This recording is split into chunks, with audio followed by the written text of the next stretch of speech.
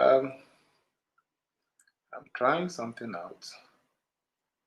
Trying to stream both on Facebook and YouTube. So let's see how that goes. Hi Janet, how are you doing? So we are streaming both on Facebook and on YouTube for the first time. So let's see how it goes. Let's see. So welcome guys to another edition of Behind the Brand. Tonight we have chocolates.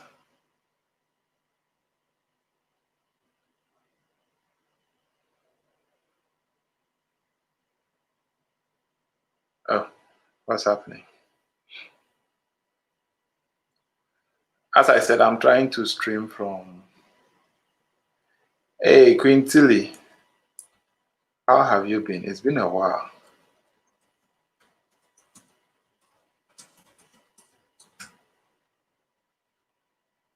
Okay, so I'm trying to stream on YouTube and Facebook at the same time. So let's see how that goes. This is the first time I'm trying this. But then let's see how it goes. Hopefully there won't be any. Hey, Facebook is frozen already. Wow.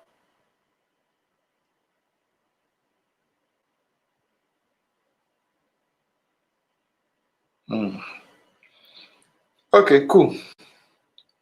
So hi Facebook, hi YouTube. This stream is going on 2 different platforms at the same time.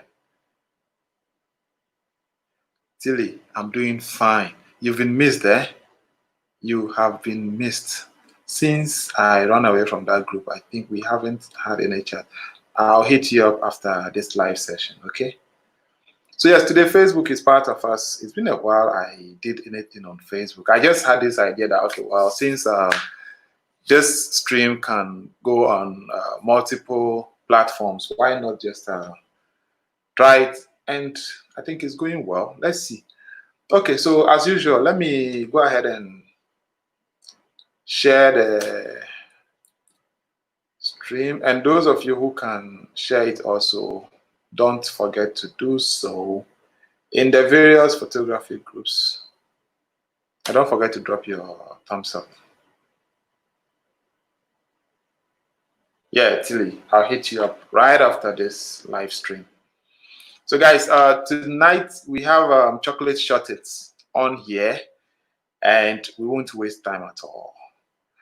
We do this every weekday at 8 p.m. where we bring on board photographers to tell us about them. So now we are going to this particular week, and then the next week is about those behind the brands.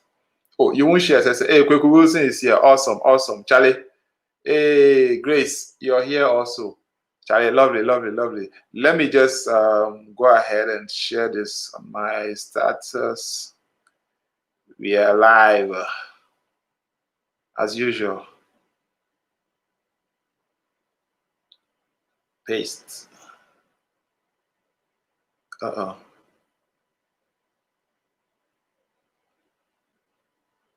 Okay. Let me see. I'm still trying to share. Oh. Kweku Wilson, don't forget to share in Photobase. Cassie, you say what? Okay, so we have our Facebook people also watching, and we are also watching and all that. This is the first time Facebook is joining us. Let's see how that goes. After I'll check the analytics and see if it's worth it. But for now, if you see that I'm watching that, I'm trying to share the link. Anna, why you bore? Hey, lawyer. Our lawyer is here with us today. Lawyer, we will have to bring you back one more time. We'll have to bring you back, but don't worry, this time I won't keep you in there for long. It's Joey who likes asking you plenty questions. We won't keep you here for too long. I'm still sharing. See why you guys need to hit the bell so that when I go live, most of you here already do the right thing. It's just a few people who still want me to share it in groups before they come. No notification. I was waiting, sir, so I decided to visit your page, and you're like, oh, sorry, Anna, sorry about that. So today, I guess you're not the first person. Let me check who was first. Janet is first. So Janet, I owe you lollipop, okay? I owe it. Jeez. Okay, there's a call coming through. Let me just pick this call and check.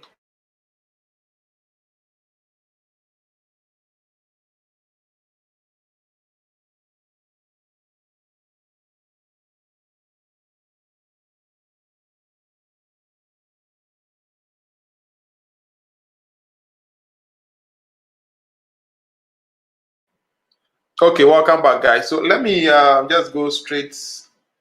And Loretta, welcome. Hey, Cassie, you are claiming first. Wow. Okay, no problem. Let me see which other one again before we leave.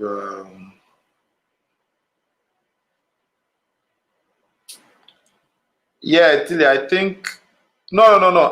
I'm back now. I had to mute it for a call. I had to pick a call, so I muted it. But I'm back here now, so don't worry. It wasn't your internet. I had to mute it for some few seconds to pick a call. So just the last one. Okay, all right. Now let's move on. Let's start. Let me send the yes, Janet, you were first. I know. I acknowledge you were first. So I owe you lollipop. Bernardino, welcome.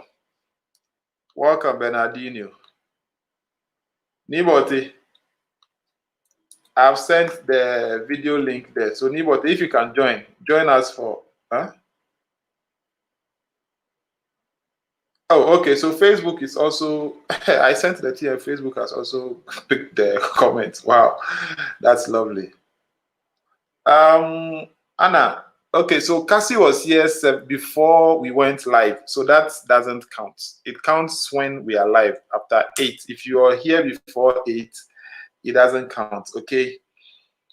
All right. So Chocolate will join us shortly.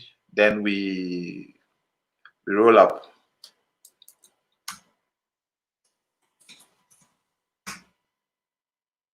All right, we're waiting for Chocolate to join us. In the meantime, if today is your first time, this is something we do every weekday at 8 p.m. We bring together photographers, models, makeup artists, and a lawyer. So this is what we do. Hey, you guys are still fighting over who was first and who wasn't first. Wow, nice. Okay, so I've sent the video link in there. Amma, are you still here? If you would want to join so that we, talk to you for 5 minutes before Chocolate comes in, just join using the video link. And let's have, a little. Hey, Wilson, you were not first. I saw Anna first. I mean, the first person to comment when I came in, it was Anna. Cassie, you were here, I think before I even came on, like 7:30 something. So that doesn't count. If okay, so guys, now the rule is when I go live, whoever sends a message first, not before I go live. I go live at 8. So whoever sends a message right after 8 is the first person, not before 8 o'clock. Okay. So no fight. So all of you here should just drop a thumbs up for the video. I see 14 people, but I see only 4 thumbs up. So please, all those here, just go ahead, drop your thumbs up. If you're using your phone, just close the chat, and then you see the thumbs up. Just tap on it till it becomes blue, and then that means you've liked it. And then if your subscribe button is still red, it means you've not subscribed yet. So tap on it till it becomes gray, and then hit the bell also. Then we know that you've subscribed and you're glued to notification. And as Asante, welcome. Alore, you need a massage. Just saying. Who go to Rick? Rick is there for you. Godwin Bruno, welcome. Rick is there for you. So go and if today is your first time, Charlie, welcome. This is what we do every weekday at 8 p.m. We are still waiting for Chocolate to come on board. So let me hold on. Let me call him. So don't forget to drop your thumbs up here. Oh, okay, guys, hold on. Hello? Yeah. I'm live. Make I finish then. All right. So that was Ruben. Hold on, I'm trying to call Chocolate so that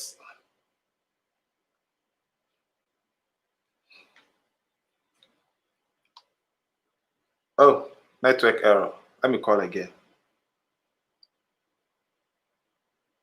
Hey, what is happening?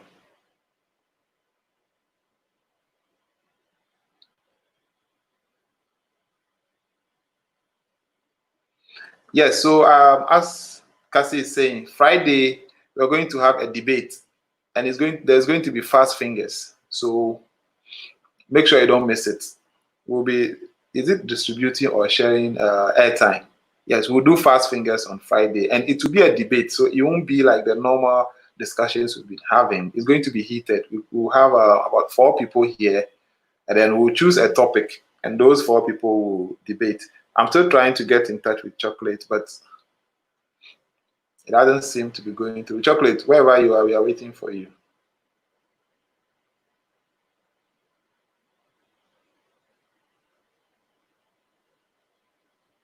So Friday we'll have a debate and fast fingers. So make sure you don't miss it. Plenty airtime to be shared. I'm trying to call Chocolate. Loretta, if you have Chocolate's number, try calling him. I'm trying to call, but it's not even connecting. So if Loretta, if you have his number, call him and let him know we are waiting for him. Okay? Because the call is not even connecting.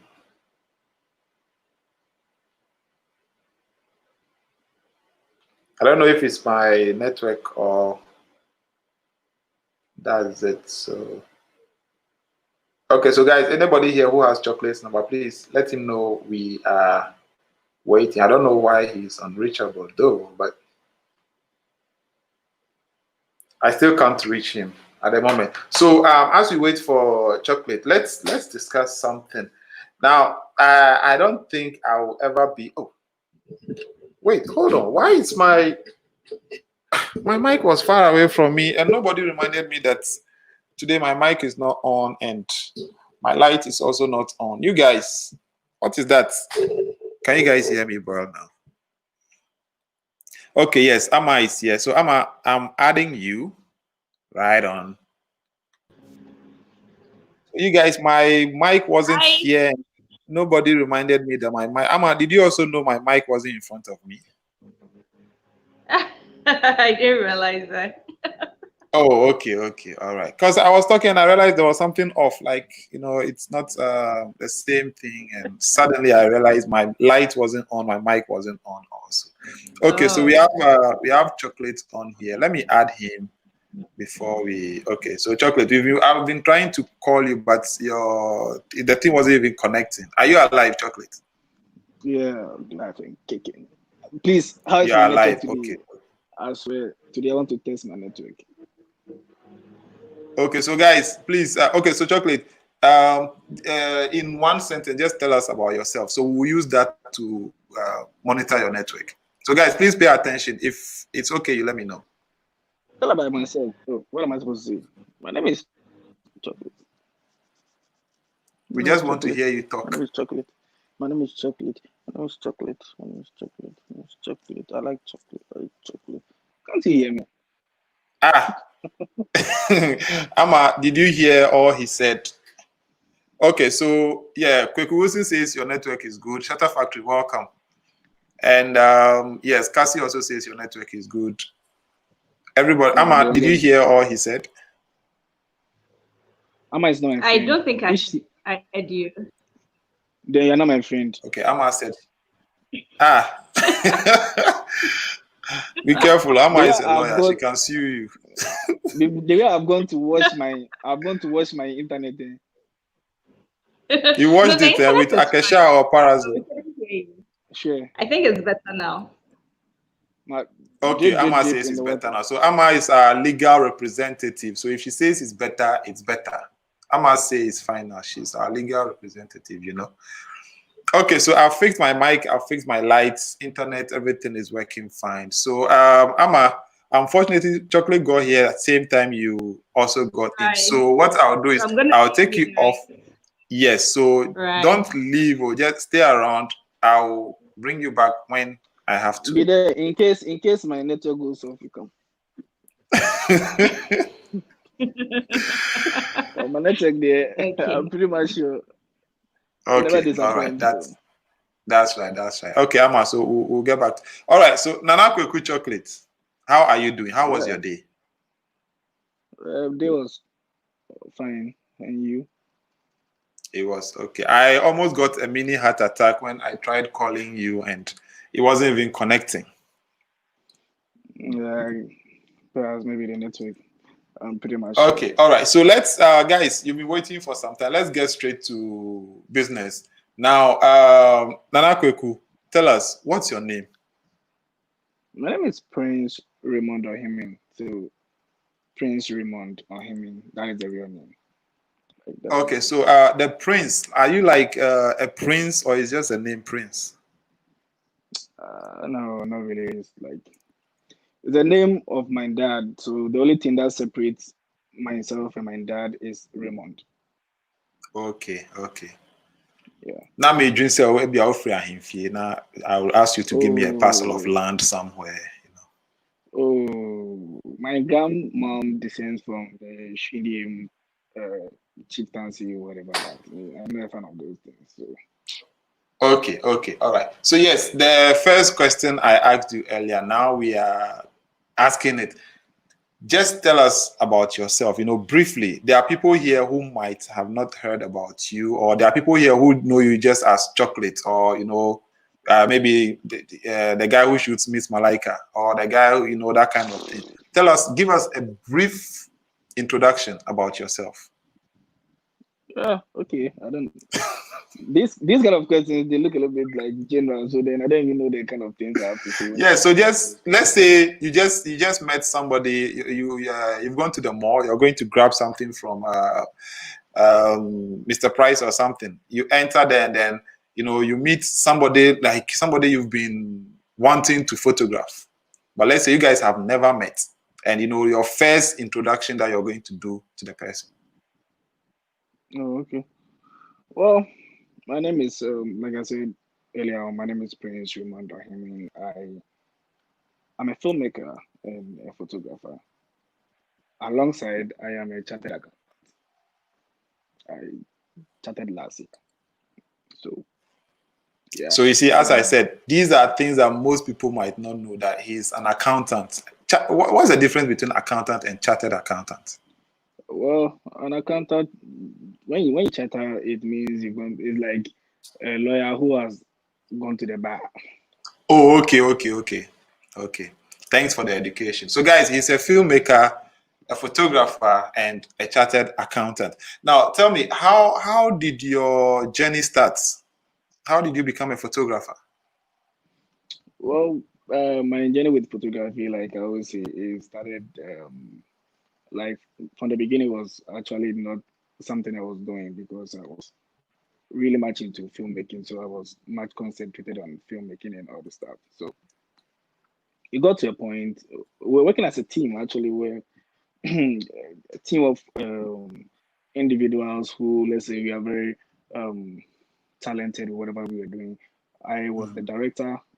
I had another guy who was also a director, and then we had a video guy and an editor, somebody who does animation and sound engineering.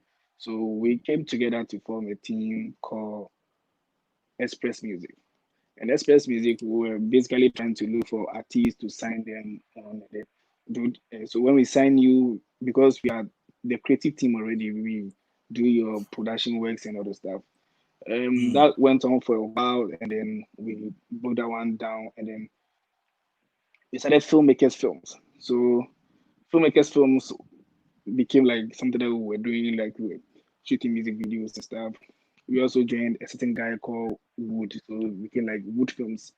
Wood Films too. So like all of us came together. We were doing basically movies. I remember way back then, I shot Medical's first music video. I won't say that was his first music video. I don't know, but I think that was one of the music videos that came out first.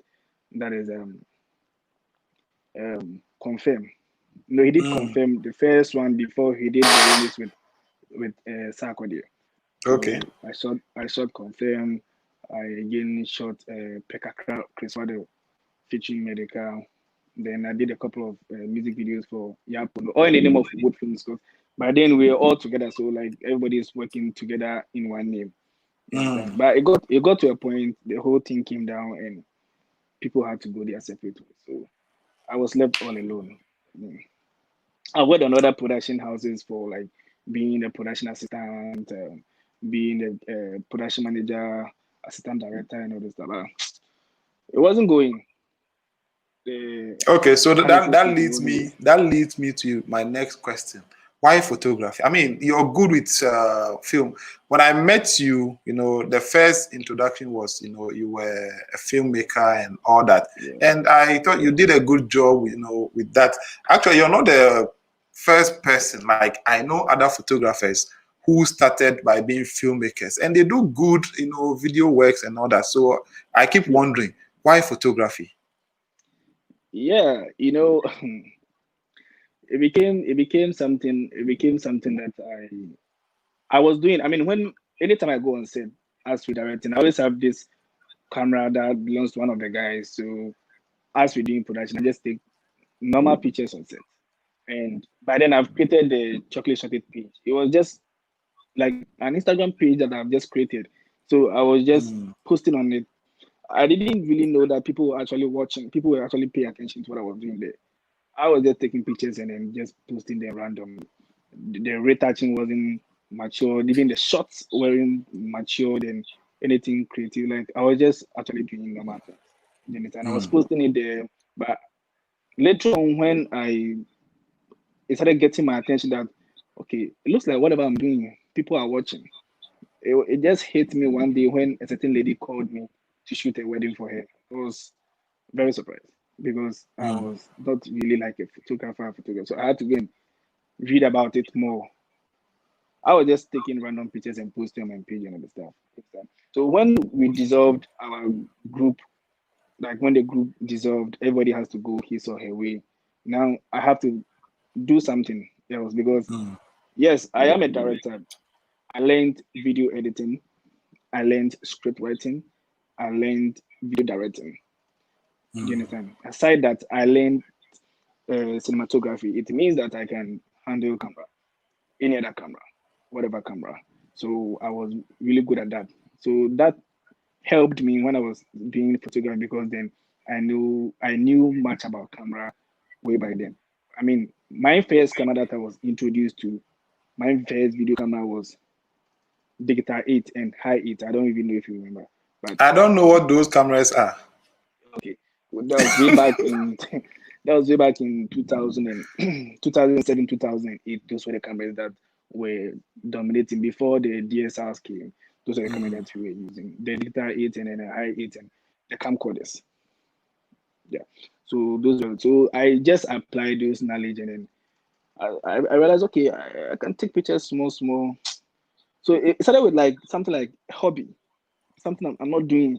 But I realized I was getting people's attention. Like people were complimenting, people were liking it. So I was like, okay, let me sit down well for this thing. Let me do it properly.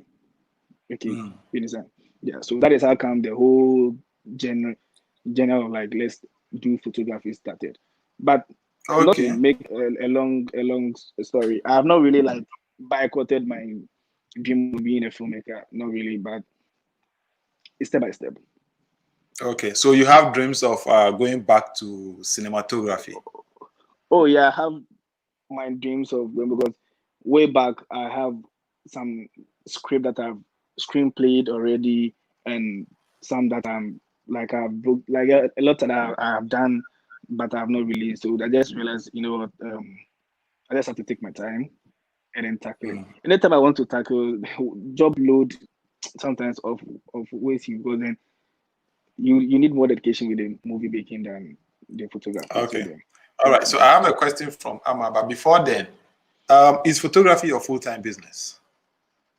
yeah, photography is Okay. actually my business for now. All right. So yesterday we asked Ben Bond. He was on last night, and there was a particular question from the audience. Does photography pay? Yes, me, Okay. my side, Yeah. it pays.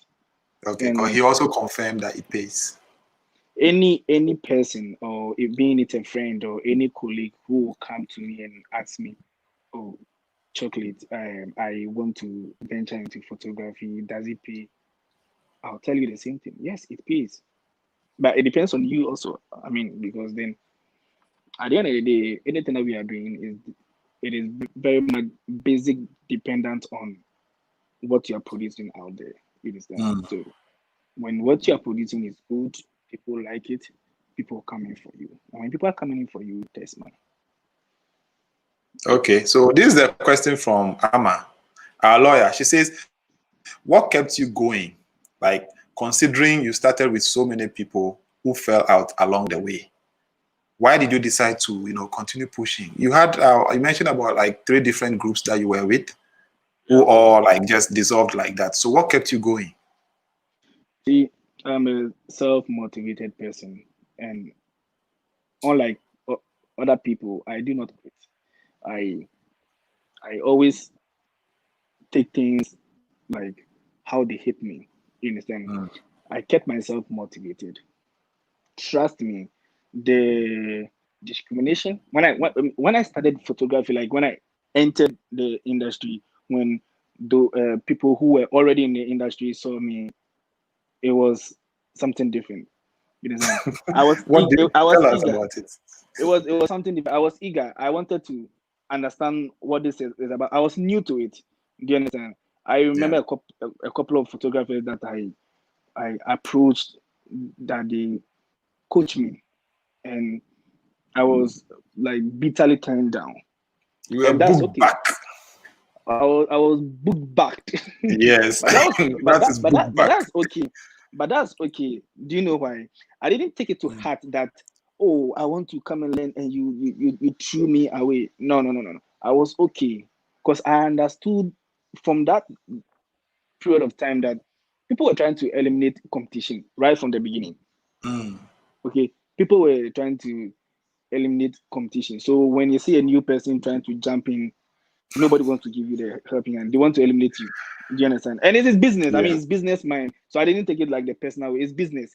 If you are doing business and you see somebody entering the business, whatever you can do to handicap the person is normal. So I didn't take it to heart. You understand? But I kept myself motivated because I remember I mentioned my name, chocolate shot it to someone, a group of photographers. We were shooting at Gimpa. It was graduation. So when it's graduation, I just was go there. and Google and That was the yeah, first time yeah, I met you there. yeah. So there were a lot of there were the likes of Kofi, Jima, Sauce, 60 second, and it was only Josh, that guy, 60 second. He was the Yeah. only guy who actually like put me aside and was like, hey, you know what, don't mind these guys. Okay, just do whatever you're doing. So he taught me, oh, when the sun is too high, increase the shutter speed a little, so as to, I remember those things, what he said to me. You understand? So though people were making fun of the name, chocolate shot is a thing. Chocolate shot it. What thing is that? You understand? But I kept going because I was very much focused on where I was going. I said, if this is what I'm doing, because I've actually come a long way doing filmmaking, and it yielded nothing. So I was really much determined that, you know what, I'm doing this. I put, I placed everything that I was doing that had to do with filmmaking aside, and say I'm doing photography, whatever. So I was just motivated. Every day I motivate myself. I say, I can do this. I can do this. By God's grace, yeah, seriously. By God's grace, Okay, so the thing so is, with the way you're explaining, you end up answering most of the questions before I even answer them. I like that. First time I met you was at Game Park. I don't know if you remember. I And remember very truly, well.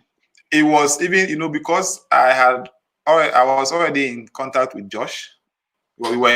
When I joined Epic Photographers in the beginning, Josh was there, 60 seconds. So that's how we became friends. And I had never met him like in person.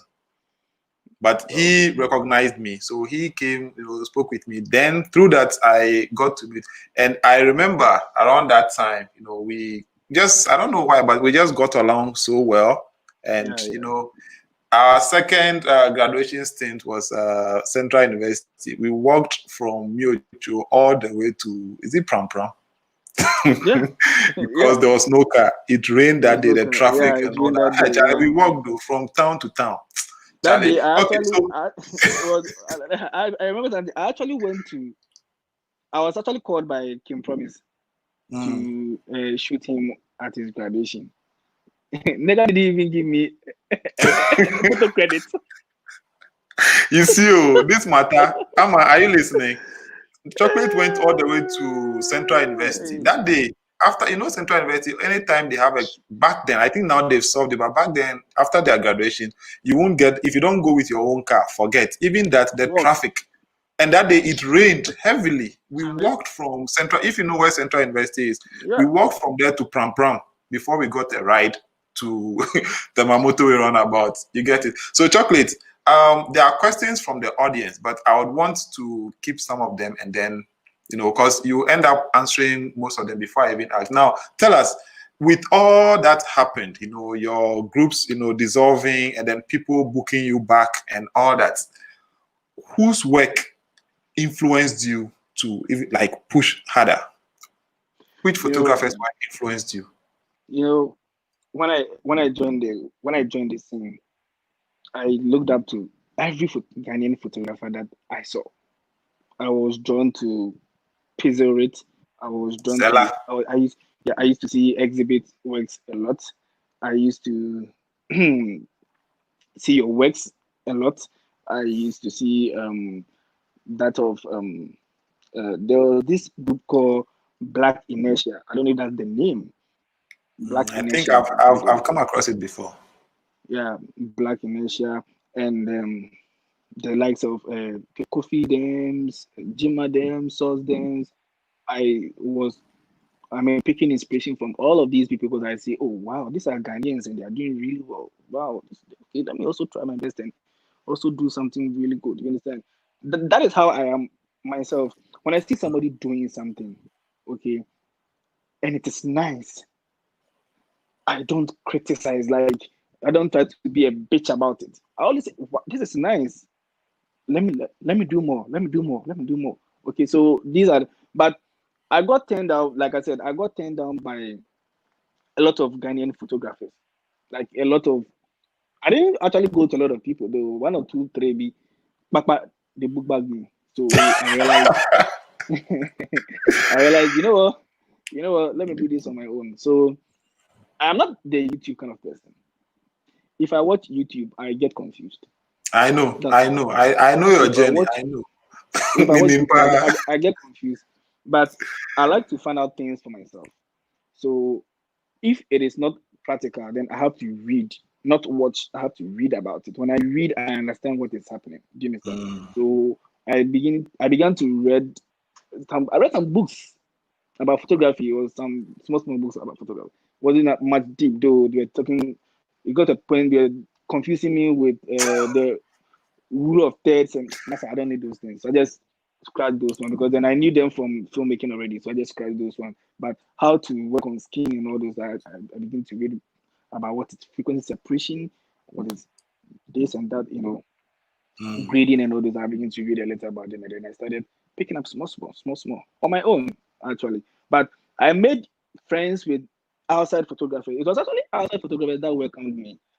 So I have a lot of friends from Jamaica, a lot of photography friends from US, from Canada, a lot of then some one or two female photographic friends from London. Mm. Yeah, that I talk to. They just tell me, oh, this you do this. Not much. Don't give you much information, but at least it's good They to are start still with. giving you the push. Book, yeah, at least good to start with. So those were the things that I was there. Then most of the finding came out for myself. Like I started finding out things for myself. You understand? Even the type of camera to use, I decided by myself because I realized everybody is using Canon. So that's another question. Why Yeah. Nikon instead of Canon? Well, there's this photographer. I mean, everybody know Lex Donald, right? Yeah. So I keep buzzing Les Donald. It was just recently that he followed me back. I keep buzzing. I keep buzzing Les Donald. I keep buzzing Les Donald because I realized he's a Nikon shooter. Okay, and he said so much about Nikon in one of his videos that I chanced on, and he was talking about how much of a good dynamic range Nikon had those days over some of the cameras before maybe the much introduction of the Sony Alpha lens. Yeah, so he made mention of how much of a good dynamic range Nikon has. So I figured, I like his pictures. I want to buy Nikon.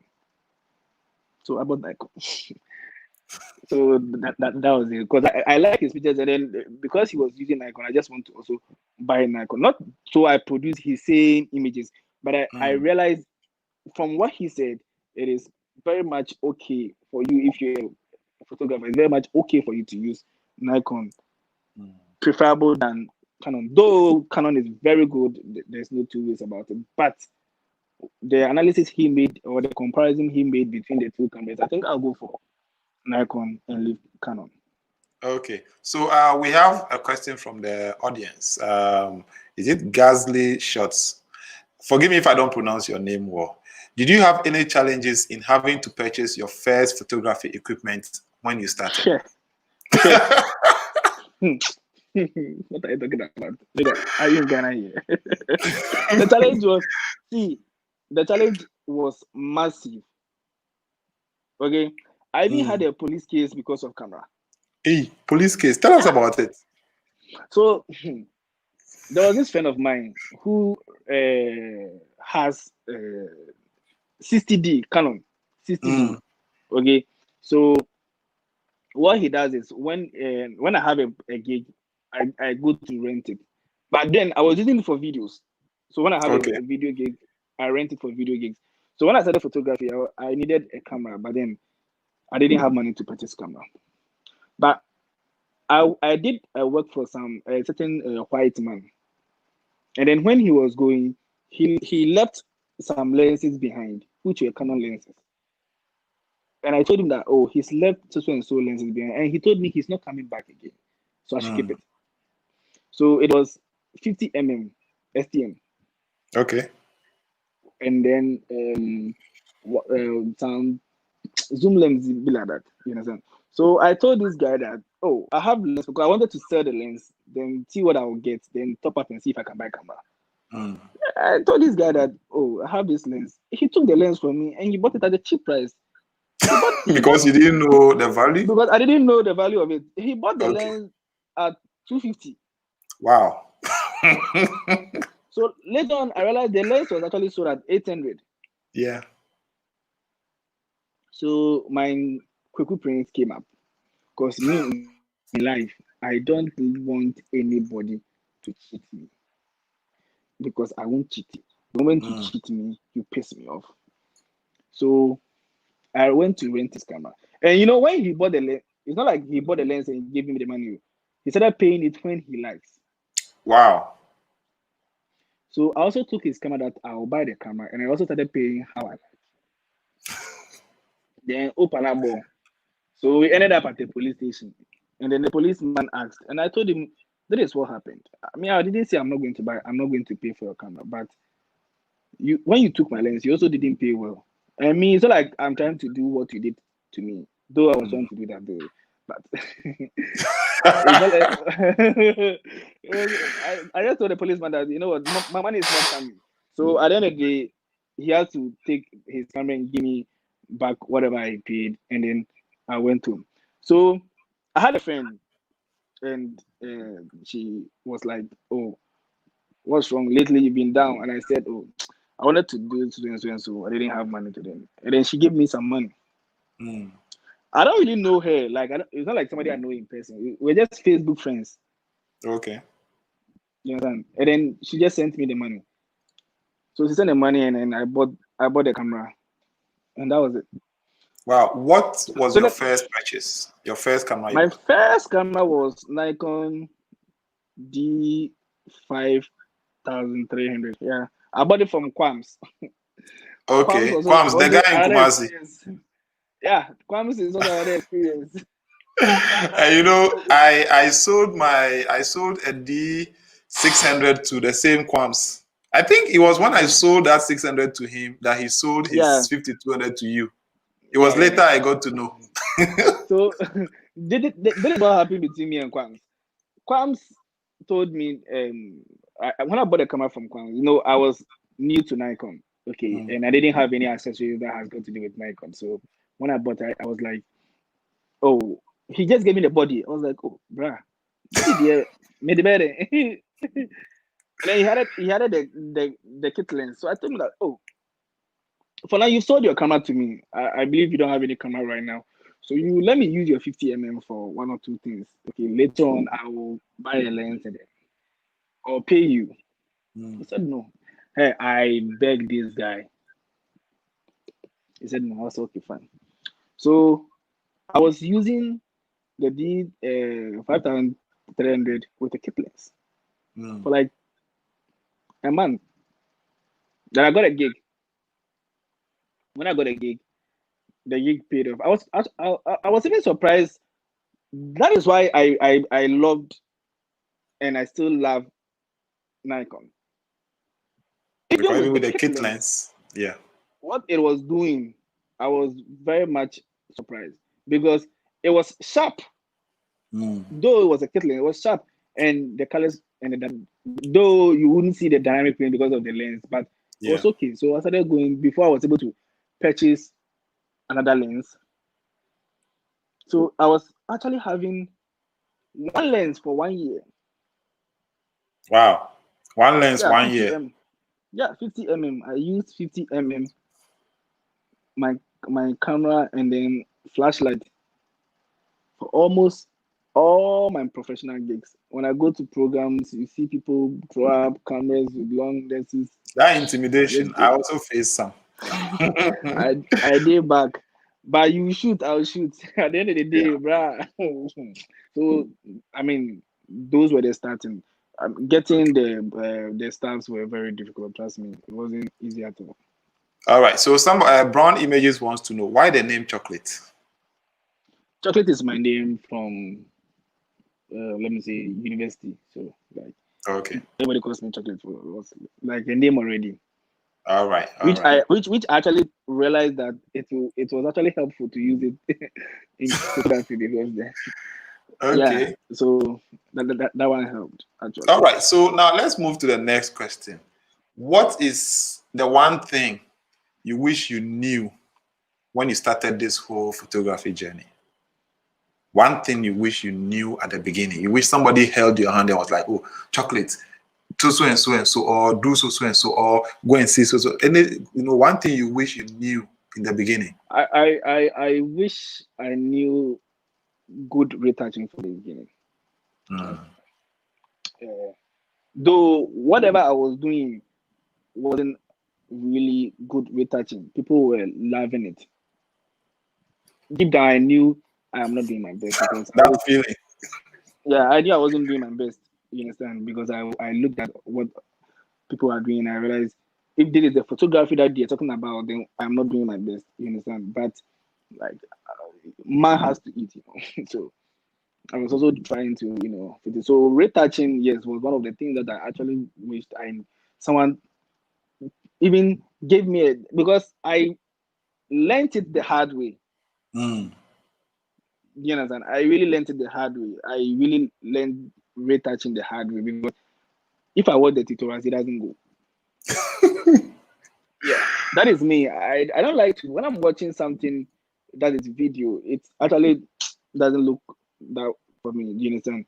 I like practical things, so I started practicing on my own. You know, so now I can even do worse. I was like, okay, but I think when you get the basics of everything, you can actually apply. So Yes, as Ben Bond said yesterday, the basics. Learn the basics, and you are good yeah, to go. when So you tell learn me, the basics, you can actually apply. okay, what kind of photographer are you? Fashion, commercial, portraits, wedding. You know, what kind of photographer are you? See, that is it.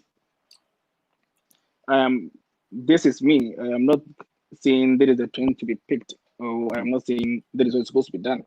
Okay, but I am a photographer, and I can do any type of photography. That is me. I have not specialized in one particular field, say only fashion, only beauty, only this. Only. Yes, everyone has the niche he wants to do. The fact that you have tuned yourself to one particular niche and somebody is not proving himself to one particular niche doesn't make you any better off than the other person. Do you understand? We all have our intentions and reasons for entering into this business. Do you understand? We all have our projections and where we're going to at the end of the day. Do you understand? So for me, what I do is I'm a photographer. Anything you bring to my table, I'll shoot. Do you shoot But funerals? no, Why? no amount of money will you give me that will make me shoot for you. Are you me? No amount of money you give me that will make me shoot. I personally do not like funerals. Okay, then we have something in common. If you invite me to a funeral, I'll just pass by. The only funeral I've attended so far is my mom's funeral. Aside that, you won't find me at a funeral. If you invite me to a funeral, the possibility of me coming is like 2%. Yeah. I just don't Okay. like funeral because of some things, but that's personal. So All right. So Amma has a question here for you. It has to do with pricing. She says, what was it like pricing your services as a beginner photographer? What factors drive your pricing now? So when you started, when I what started, was your pricing like? When I started, me, I believe in something. See, the price you put on yourself will determine how much you be bought. I didn't start cheap. I didn't start cheap. I was amateur, but I was still my bars were a bit high. You understand? So the So branding. the branding started from there. I didn't even know like that was not actually the idea. You know, the idea was not like to brand myself in a certain price list, but I just have my price. If you can meet it, let's go. You understand? So the pricing, and I do price discrimination a lot. I do that because of how or where I come from. So Where do you I come know that I come from Dansoma Big Base. Hello. I grew up in the slums. You understand? I grew up on the street. I used to be a street boy. Oh, I have sold PK before. I've actually I been have a sold mate. pure ice water and Yeah, I've pokey. actually been a mate before. Wow. I've been a mate before. Yeah. Kaneshi sex oyalo. No, I was doing Pashima La Paz, Fight or Lego Medina Dental La Paz. I was on that Oh, lane. okay. Oh, okay. Yeah. Okay. So now what factors drive your pricing now? Right now, it's not like factors, but they are just price discrimination. I am a accounting student and I did business, so I factor my classroom to my business a lot. You Okay. understand? So I know that in certain nine, do you understand? When it comes to weddings, I have my packages. That one is there. But when it comes to personal shoots that I do for individuals and then shoot for brands, I have my packages there. But like personal individual shoots, because I go up and then I'll go and do, let's say, a billboard shoot. and I'll come down and I'll come and do a birthday shoot. That is me. I have not branded myself as I am only a billboard photographer. I'm only a fashion photographer. I'm only a beauty. Any corner you call me, I'll come. You understand? So when I'm dealing with individuals, I do price discrimination a lot, because then the amount of money that I will charge the girl at Trasaco is not going to be the same amount of money that I will charge the girl at Nima. Don't compare Trasaco to Zongo. Nice. Do you understand? So I use that a lot when it comes to pricing. So, and I am not the client for everybody. I'm not a photographer for everybody. Sorry, it is not everybody that. If you DM me, the possibility that we might shoot, it depends on me. I look at the flow. Do you understand? And there are a lot of DMs for work that I have declined. Plenty of them. I don't mind. I don't. I just don't mind it. Not because of anything, but I just say I'm not for everybody. Okay, so my next question, I was really going through them before. Now, let me see. There's one from the audience. Let me ask that first as I prepare my own question. What has been your worst experience with clients? Can you give us one scenario? Okay, I actually not so often do I get worse clients though.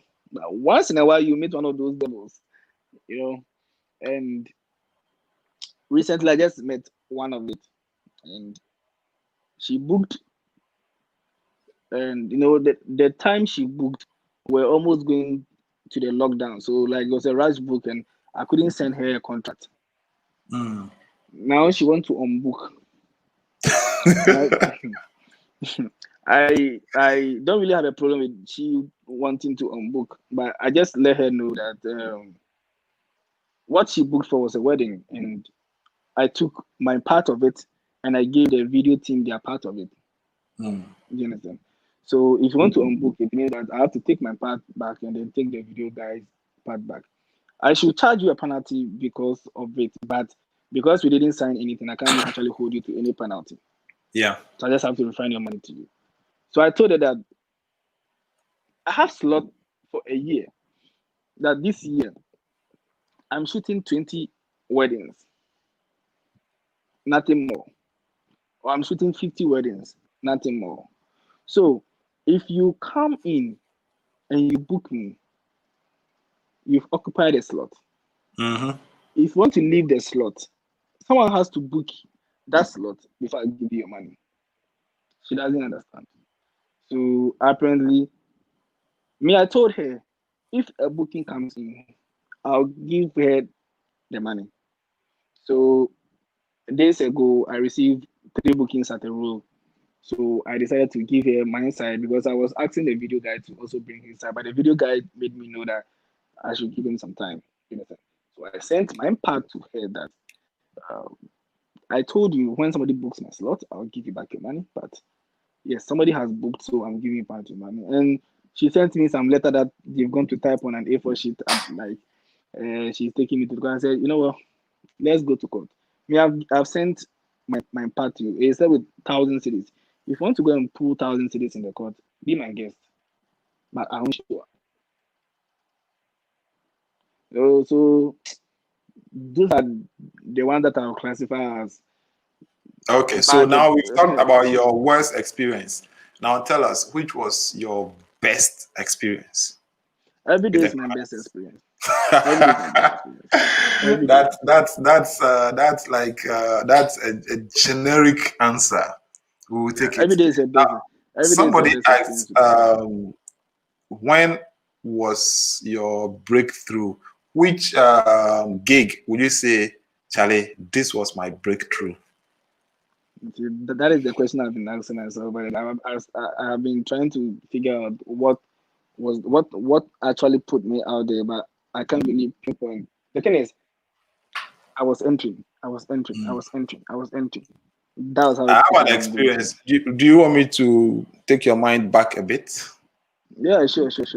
Okay, remember there was a time I asked you to meet me in Tema. No, you came around, and I told you I had a gig at Bosphorus. There was, I think, a bachelorette at Bosphorus, Osu. Yeah.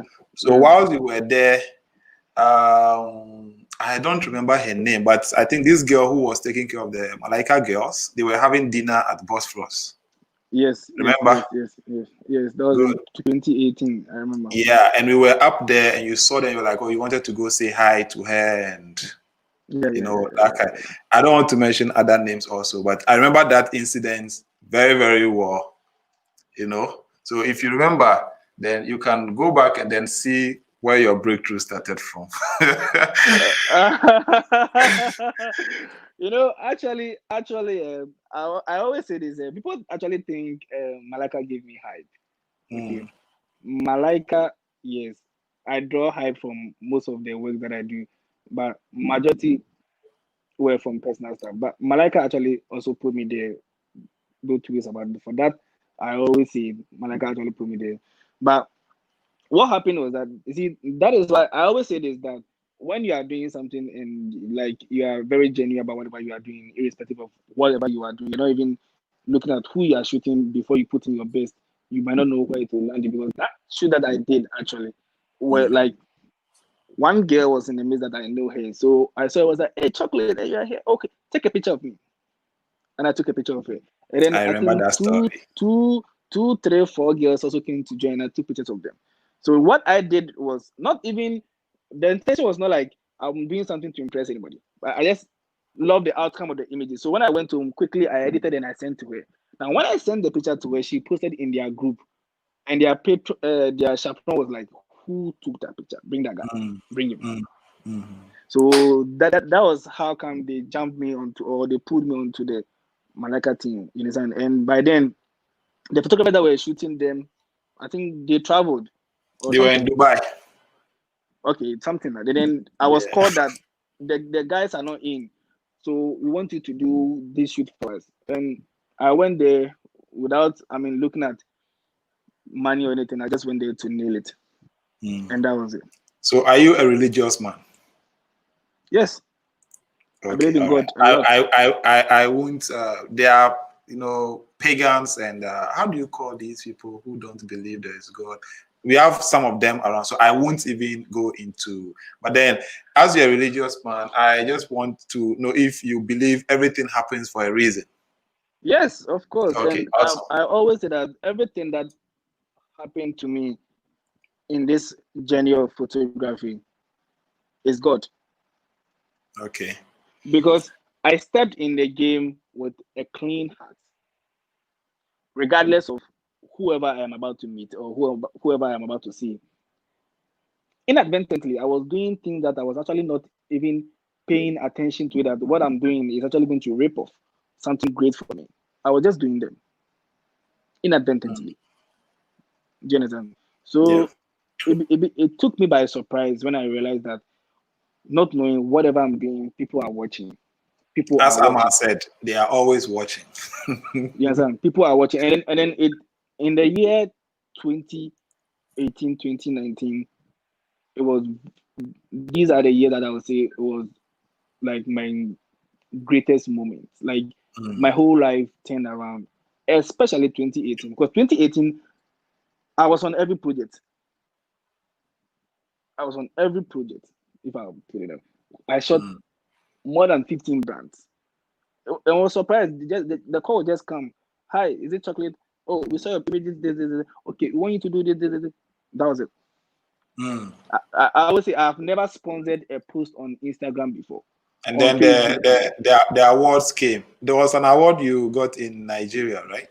Yeah. The awards was even what started turning things around, because then people now begin to put their own price on me. Mm. Started to put their, and that is how it's supposed to be. You understand? People realize the hard work was actually felt by people. People actually felt the hard work. People who knew me from the beginning realized the hard work has been done. A lot of things have been done because people were actually watching me. So they realized, oh, this guy has been consistent for all this while. Do you understand?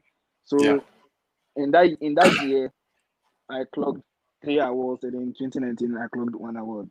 Okay, so those 3 awards, mind sharing them with us? Yeah.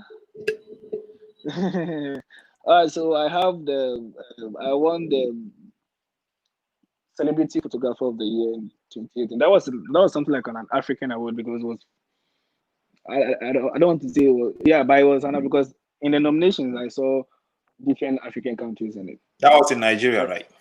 Yeah, that was I saw different African countries in it. I saw about 4 or 5, and I didn't even know I was nominated. Somebody actually prompted me that I've been nominated in that category. I didn't even know I was nominated. It was So this guy. it's safe to say you're an international photographer. Yeah, so that put me on that lane. Okay. That recognition lane. And then when I went to Nigeria, to how I was welcomed, made me that. So all what I was doing in Ghana, like people are watching me right here. You'll be surprised. You understand? So I realized that, oh, okay, then whatever I am doing, I'm on the right course. So let me also follow it just as it is. Do you understand? So that is what keeps me going. You understand? Okay. And the second award? And the second award, I'm looking at my award because I want to remember. It came from. show us one of Now them. If you have the plaque there, just show us one. Oh, I have them actually here. I don't know. Is there a way that I can turn this camera? And you can turn it or you just flip it. Like flip move squad or something. I don't know. It doesn't I'm want to trying flip. Okay, it doesn't want to flip, but I Oh, placed them okay. here. All right. So guys, these are the I see 4, not 3. Yeah, there are 4 actually. Oh, okay. Okay. Awesome. So guys, he's a decorated photographer, international photographer. Okay, so let's move to the next question. Now, I have a friend that I asked to draft some of the questions for me. Now, these are part of his questions. What do you think is the most common reason that holds photographers in Ghana back? Let's say there are people who want to start, but they're like, what do you think is, in your opinion, what do you think is one of the major reasons that's holding photographers? That is holding, is it new photographers? No, photographers, whether new or those already in, there must be something holding them back. To you, what is that one thing? Is it, I just have a problem with how people look at things from other people's perspective. Do you understand? And I realized that what is actually killing we photographers, not only photographers, I mean the whole industry as a whole, I mean the whole country as a whole, is the lack of unity. See, this is something actually drilling us, pulling us back in various ways. Do you understand? You meet a colleague photographer and he will be so cold to you as though he knows you. If you know me very well, you realize I am a one corner person. I don't like going out. I know some people by name. I don't know them by face. And same way a lot of people know me by name. They don't know me by face. Do you understand? Yeah. So they do not know me by face, but they know me by my name. Same way I know them. But you meet the person, like you meet in person, and the person will be so cold. Like, why are you being cold? So I realize sometimes whatever is happening is, I don't know, human nature. Do you understand? The point where we don't support ourselves is very, very basic because this person is feeling too big to support this person. That I don't know. I don't want to talk about that matters because I said to myself that, you know what, let everybody do what he wants to do. Do you understand? Because there is no point in trying to solve something that has been there since our forefathers' time, Charlie. Do you understand? Yeah, because I always say that, yes, like Sarkodie said, confidence is when you are able to compliment people of the same rank of you without feeling insecure. Do you understand? This game of photography that we are in, the call of unity is out. And because we are not united, we are not able to push the artwork we are doing here to international level. We go and we come back. Do you understand? But if let's say let's say these people, let's say if this photographer gets a gig that is big and he shoots, let's say, any Hollywood star, and he posts, and every photographer begin to hail him, post him, congratulate him, the whole world will see. That's true. But the moment you see that, oh, Wakucha win today, oh, Wakucha star win today, Wakwe win today, then you are here. So there's no unity. The unity is I believe zero. other photographers will agree that, you know, this is one of the major problems. You know, you go to an event, you see other photographers and like, oh, and yet like I know that guy. The moment, me, like I said, a lot of people do not know me by face, but the moment they hear chocolate is in the building, it's like everybody is intimidated. Yeah. Like, how?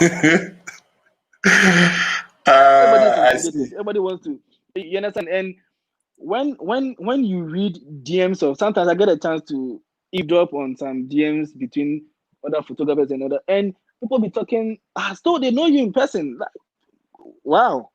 There was a time a friend had to screenshot some conversation of some other photographers to me that this is what they are saying. I was like, just look at that. That's true. Instead of really us to pay attention, and then master whatever craft we are all pushing. I always say this. Sometimes people think there was a time a friend, it wasn't a friend, but it was a common statement someone made somewhere, because I went on. I not even say I went on him, but I corrected something somebody said some time ago in a group. I think you are even the Captured Joey. Africa. Yeah, Joey. You know, when I came there that day, I'm using this platform to send this or make this clear, because some later on I get people coming at me asking, why you didn't Joey get beef? I don't have a beef with Joey. No. Like, he's not my friend. I know him as a photographer. He's not my friend. Do you understand? Because he's not my friend, not because he's my enemy, but like, we are not friends. I understand. If we become friends, we'll be friends, but we are not friends. But I remember that there was a time I did tell Bigre that, because Bigre and Joey, those days were cool friends. I did tell Bigre that, yo, your friend Joey, I see him doing incredible job. And if he continues to do this, he will be one of the best in Ghana here. That is me with my confidence level. You understand? Though he is also a photographer, I am not scared to say what he's doing is good. So later on, when I came to see he like putting other people's spirit down, I went hard on him. I remember that incident. Yeah, I went hard, and to him, he felt maybe I was trying to come at him, but that was not the intention. Not to come at him, but when you are in a group and everybody or most of the guys there has been looking up to you, the best gift you can give to them is to motivate them, not to bring their spirit down. If somebody does something, if I do and you tell me what I've done is not good, my spirit won't die, because my confidence level is higher. But you say that same thing to somebody and the person will pull back. The person will even quit photography. Yeah. You understand? So if you say constructive criticism, so therefore you have to go savage on the person, I don't believe in that. A lot of guys claim they'll come your DM, oh, I want this your offer. I'll send to you. When they edit and they send to me, I watch. The first comment I'll give to you is, you have done well. Nice try. Why did you do this and this? And the person will say, oh, I wanted to do this. And I say, okay, if you want to do this, you have to do it this way and this way, this way. You have educated the person. That will stick in the person's mind, and the person will have massive respect for you for the rest of your life, because then what he felt you would have actually go hard on him, you didn't go hard on him. So that is what I found very wrong, because I don't think going hard on people who are now up and coming is the best way to teach them. Do you understand? So that was what happened on that side. But I just feel that we have to respect each other's creativity. Do you understand? Yeah. If somebody is not doing your niche, doesn't make you better than that person. If somebody is not retouching that, like how you are retouching, doesn't make you better than that person. The moment we stop seeing these things, we stop seeing ourselves better than somebody, try to criticize someone. The moment we stop those things, we will move forward with whatever craft we are having. Do you understand? That's right. Because So I unity is have the met main unity and that talking points down where people. people yeah, trying to downplay people, trying to bring people's spirit down, trying to discredit other photographers because you feel maybe you are doing good. I am not a fan of that thing. And the moment I see you are in that lane, I just deassociate myself from you because I don't like bad energy. Any I know people are trying to like eliminate competition, but I enjoy the competition actually. The competition is what actually put me on my toes. So if I see more photographers joining, I am happy. Hmm. Do you understand? So I enjoy the competition. When there's competition, it becomes very nice and very necessary. You understand? You realize that people are doing. You also have to put in your best. It makes the industry very active.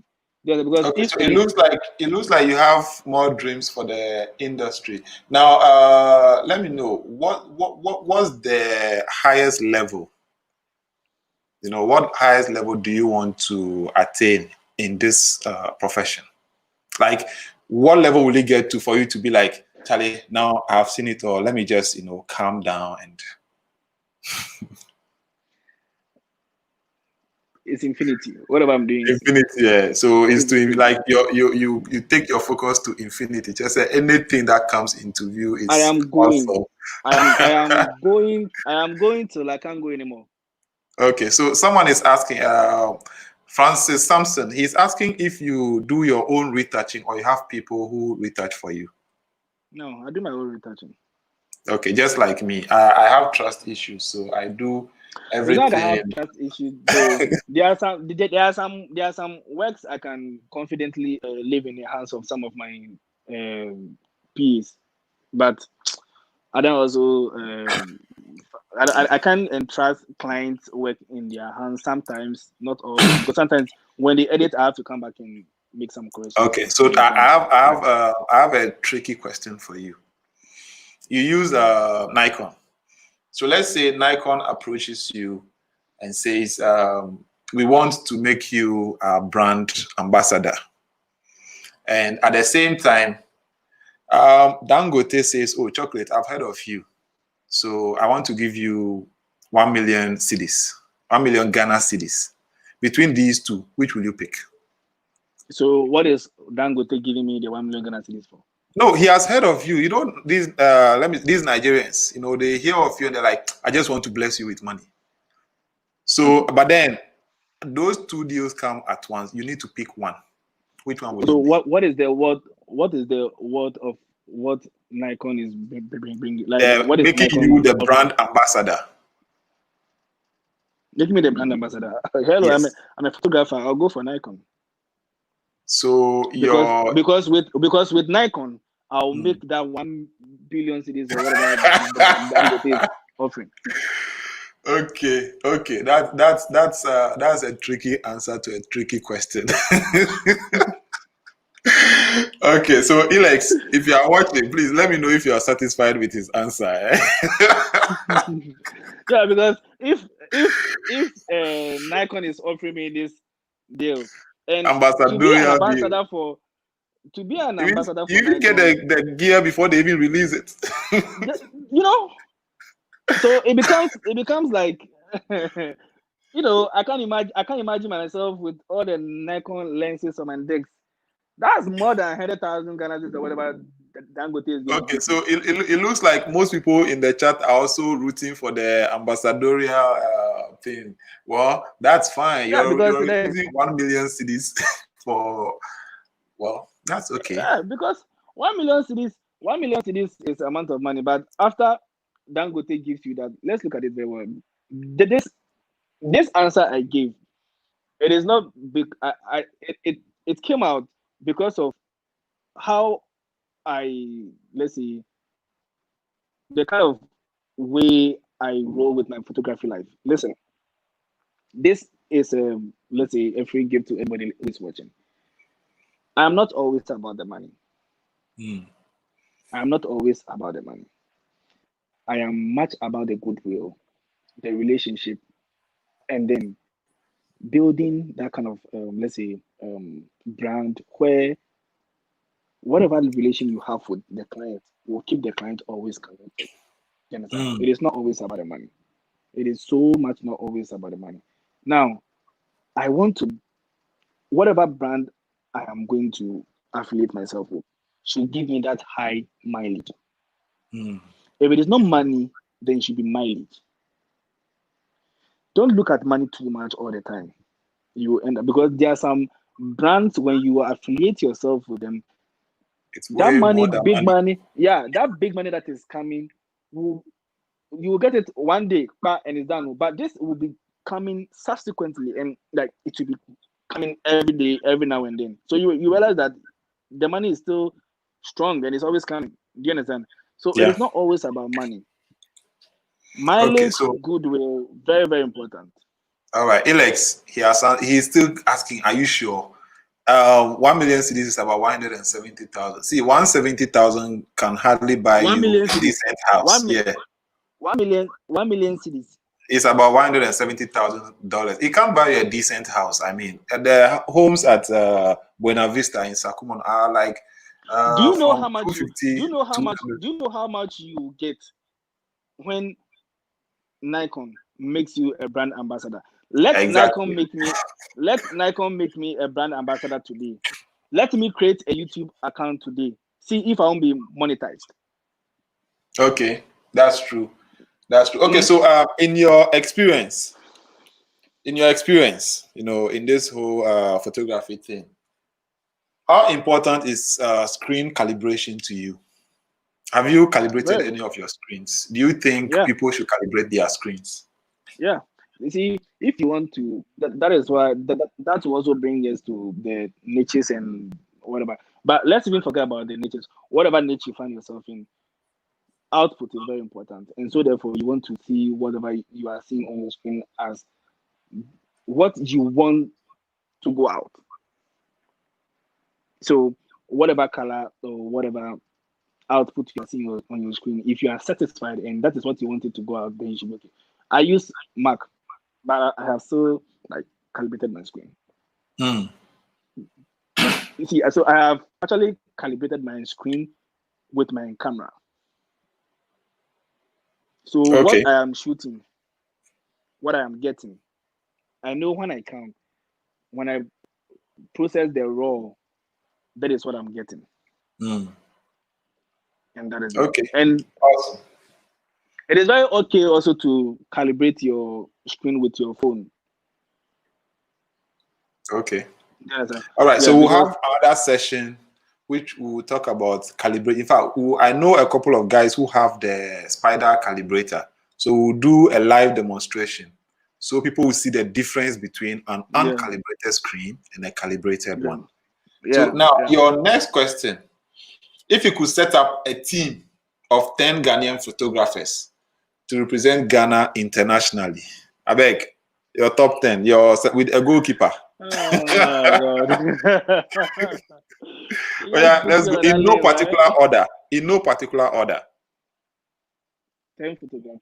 Yeah, so your top, there's an international contract, and they say assemble your team. Come with 10 photographers from Ghana. Number one. In no order. In no order. Yes. Number one. I'm going to come with you first. Oh my guy, why? I'm not included. Why not included? No, your host is, I might be the pilot. So I'm not included. Your top 10, number one. You're not included. No, I'm not included. Number one, not in any particular order. Yes. Okay. I'll come with Nanagaza. 2. I'll come with Justice Lee. 3. I'll come with Jima. 4. I'll come with Sauce. 5. Let me try to remember people. Oh yeah, I'll come with Ram. Ram Studios. Okay. Yeah, 6. I'll come with Ram. I'll come with Sela. 7. So far 2 are Sherman King Kongs. I'm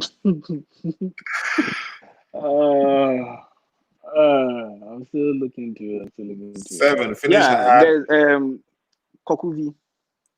Kokuvi. I think I've seen that name before. Okay. 8.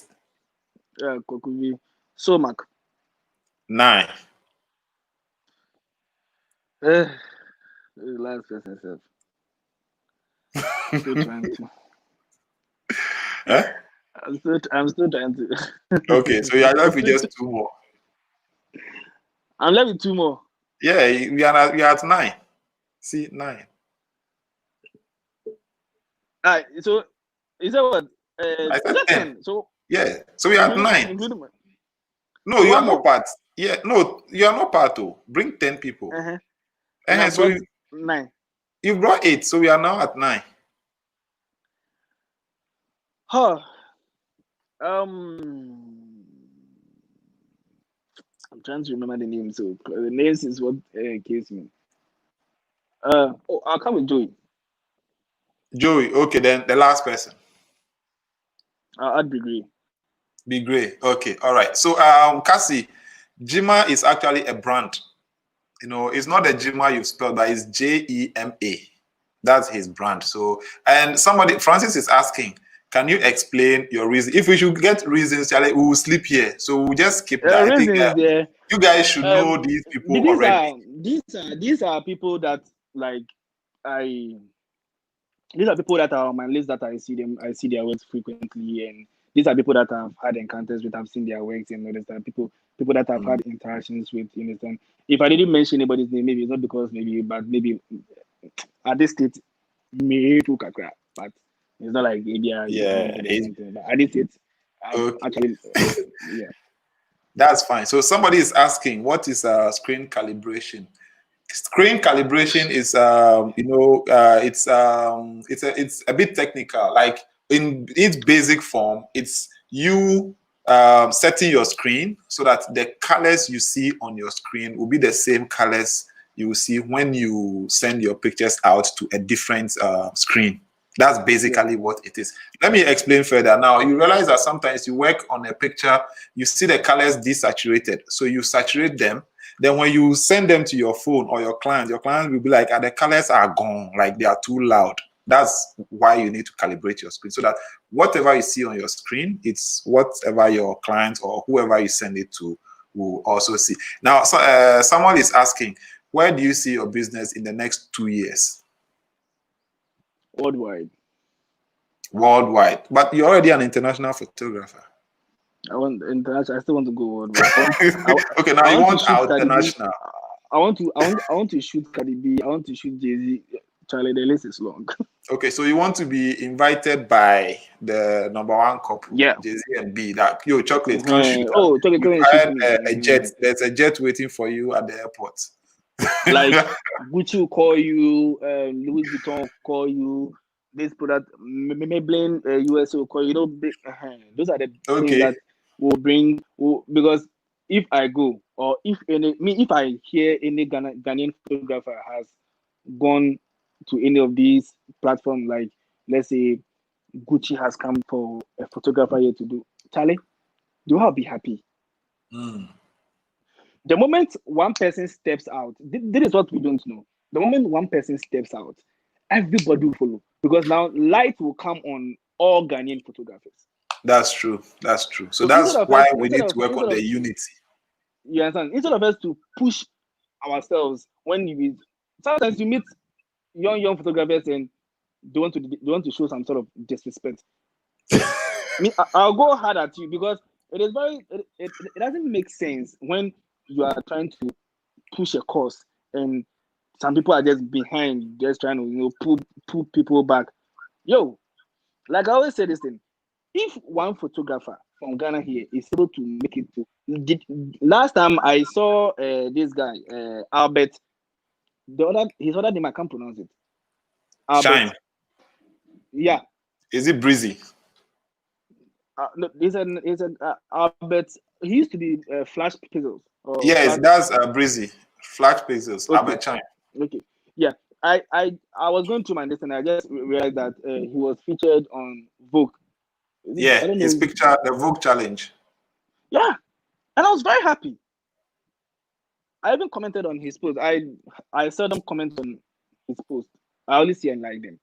I commented on it. I congratulated him. If he was my close friend, I would have picked up the phone and called him and give him a formal congratulations that, yo, bro, this is big. These are some of the things that we should do for ourselves. When we see somebody going, we should be happy for the person and push the person, not to be behind and try to, oh, we can't no works in your face. Who works here for no? Who they are doing?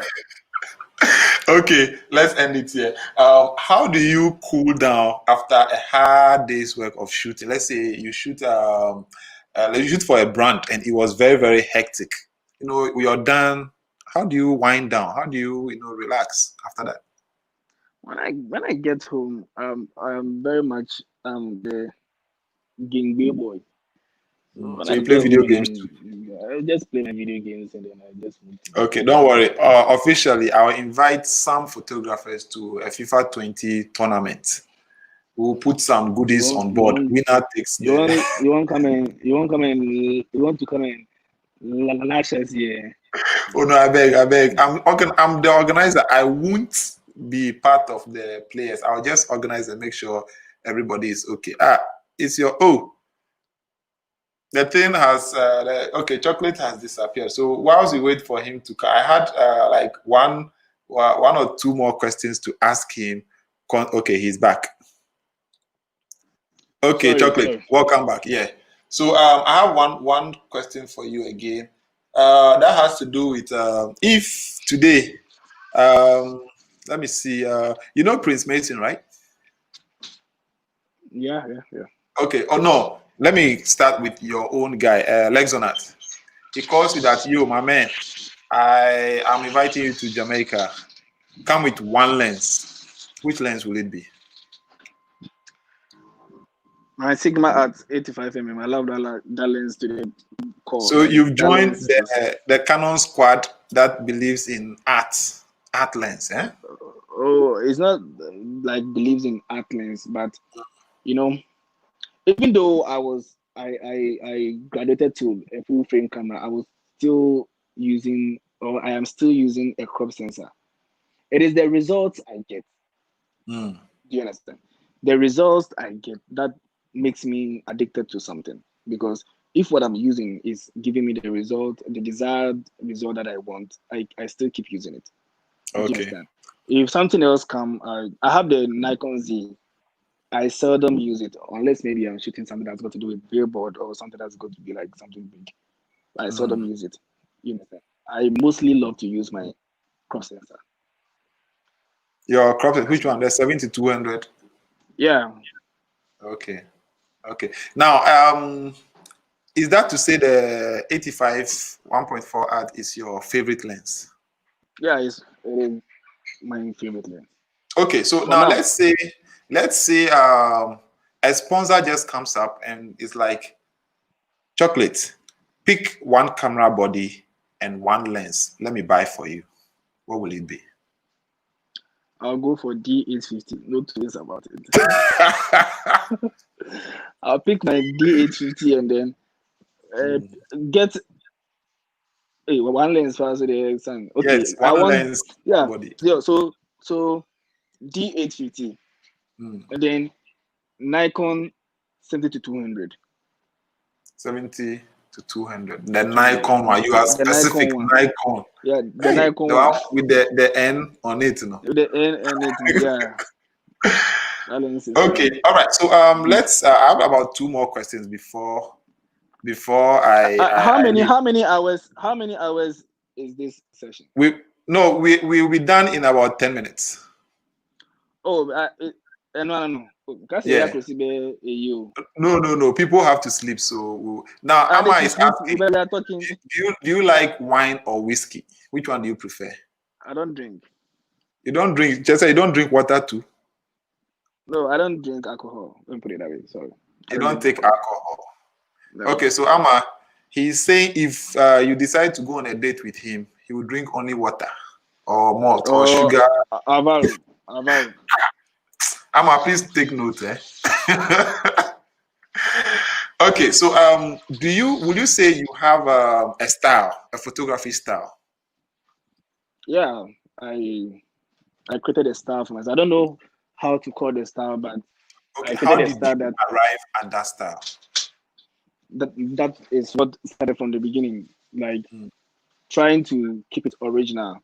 Like when I entered the scene, I saw people doing stuff, but I decided to create my own way of editing. I created my own workflows, my own actions, and my own skin tones.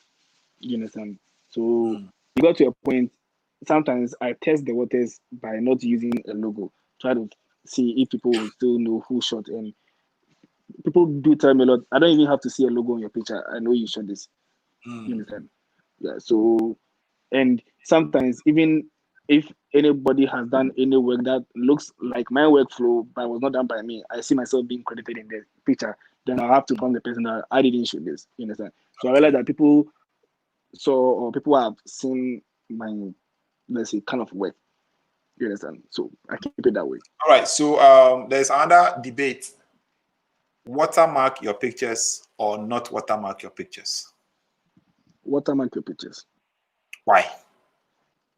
You don't know where your picture. You don't know who or where your picture will land one day, and the person will be looking for who took that picture, and you might be nowhere to be found.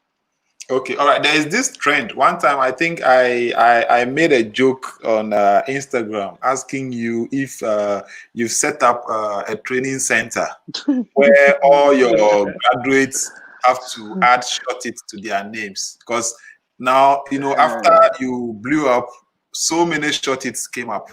So and so short it, Kwekwanansi short it, Compress short it, Elect short it, Eden short it.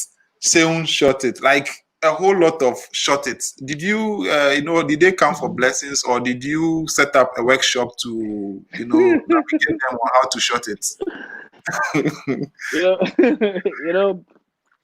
That is Africa. You understand? People. When people realize maybe you are doing something on a good cause, people follow your footsteps. You understand? So that is just people following footsteps and stuff. Most of these people, I don't really know them. Most of them, I don't know them. I see they shot it a lot, but there's only one shot it. Okay. Now, Mr. Short, Kobe is asking, how do you relate with models? Your general relationship with models? Fun. Fun. Before you be done with your makeup, I have already created a jovial relationship with you, because that is when I can have the best out of you. So I'm always having fun with my models and stuff. If it is a client, it's not everybody that you can play with, not everybody that you can joke with. You understand? Some clients are big for you to play with them, but the smiles on your face always ease up or cools down temperatures in the room. You understand? The smiles on your face and the good compliment you give the client to put the client in a good mood. You understand? So those are the things that I use. But if it is models that using for a personal job, you play a lot, have fun, then we're shooting, we play. Okay, so I believe you know Pixie photography. As from today, as from today, he has changed his name. He's now Pixie Shot It. He has joined the Shot It people. I have not realized that though. He just changed it right now to Pixie Shot It. So now we'll refer to him as Pixie Shot It. Now, among the gadgets you have, is there any one of them you look at and you're like, hey, this one, they are wasted money? Like you regret buying that particular gear? Is there anyone like? I just sold it. Tell us about it. I bought a lens from a colleague. It was actually a 70-200, and then I realized that lens is nothing but a waste of money. Okay. So I have to sell it because the vibration reduction wasn't working, and when you are shooting at a low light environment, you will be capturing blur images, Okay. which is not the nature of the lens. So I figured either something is wrong with the lens or not. You understand? So whoever was coming to buy it, I made the person understand that my friend, these are the lenses. If you are using it at a place where the light level is low, you are likely to have issues like this. And I was like, oh, I'm cool. I was like, okay, if you're cool, let's go. Okay. All right. So in your workflow, we have two types of photographers. One says, "Oh, don't worry, I'll fix it in Photoshop. Oh, don't worry, I'll Photoshop it." And then there's one like me who says that, my guy, what you see is what you get. If it's O that you put behind, you will see O. I won't make it C. What's your workflow like? Do you do, heavy post-processing, or do you try getting everything correct in camera? Which one do you believe in? Okay. For me, I think you've missed two things together, but then I'll say it this way. I love to shoot right and edit less because I realize I have the ability to get my pictures very clean during shooting. That is what I realized in my upper hand, that if I can set my lighting and give a very clean image that I can choose not to edit. But then I shoot well and I edit less. But when I come to bench to edit, of course, there are a lot of things depending on what we are shooting.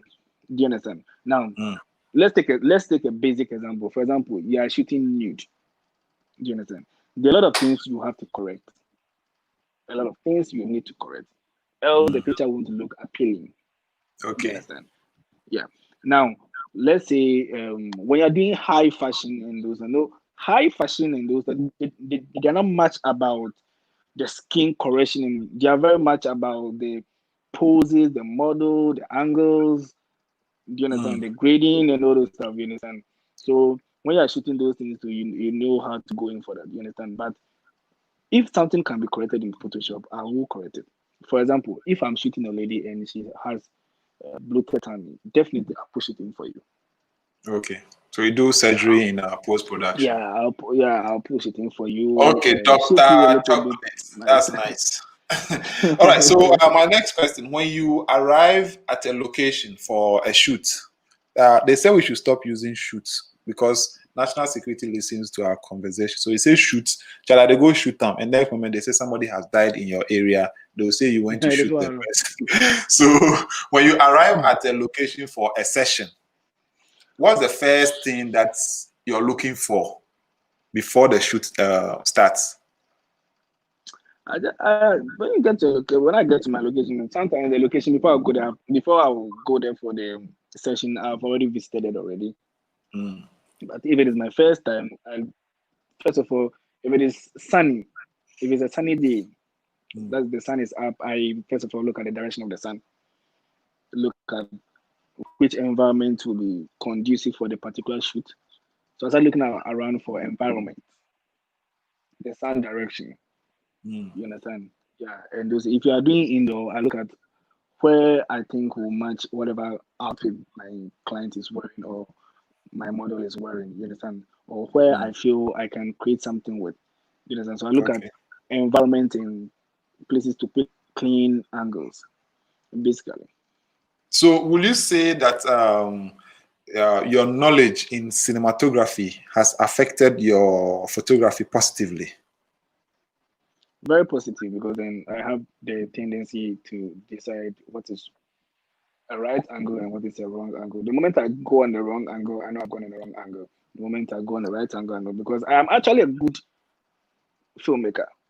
And that has actually influenced my photography sense because before I'll capture the image, I have printed it in my mind already. I don't know if it happens to people, but it happens with me. So you have a printer. Is it Canon or Epson in your head? before I capture the image, I've already captured it in my mind how I want it to look like. You understand? So it's always like I have a goal I'm going for. So if I'm not getting, so I can shoot one model, I can shoot the person several counts. And people are like, what? Because I have printed something and I'm not getting it. You understand? So it helps me a lot because the moment I go and I get it, no, I know I'm on my course. Okay. So you finish a session, and then your client goes like, "Oh, Chocolate, the pictures are nice. So can you send me all the raw pictures?" What's your reaction? I can't send all raw pictures. For that, it's not done. But before we have a shoot, there's an agreed number of images that you will have at the end of the day. And if you want raw images, there's an agreed number of raw images that you can have. You can have all my raw images because some raw images might not be right to be put out there.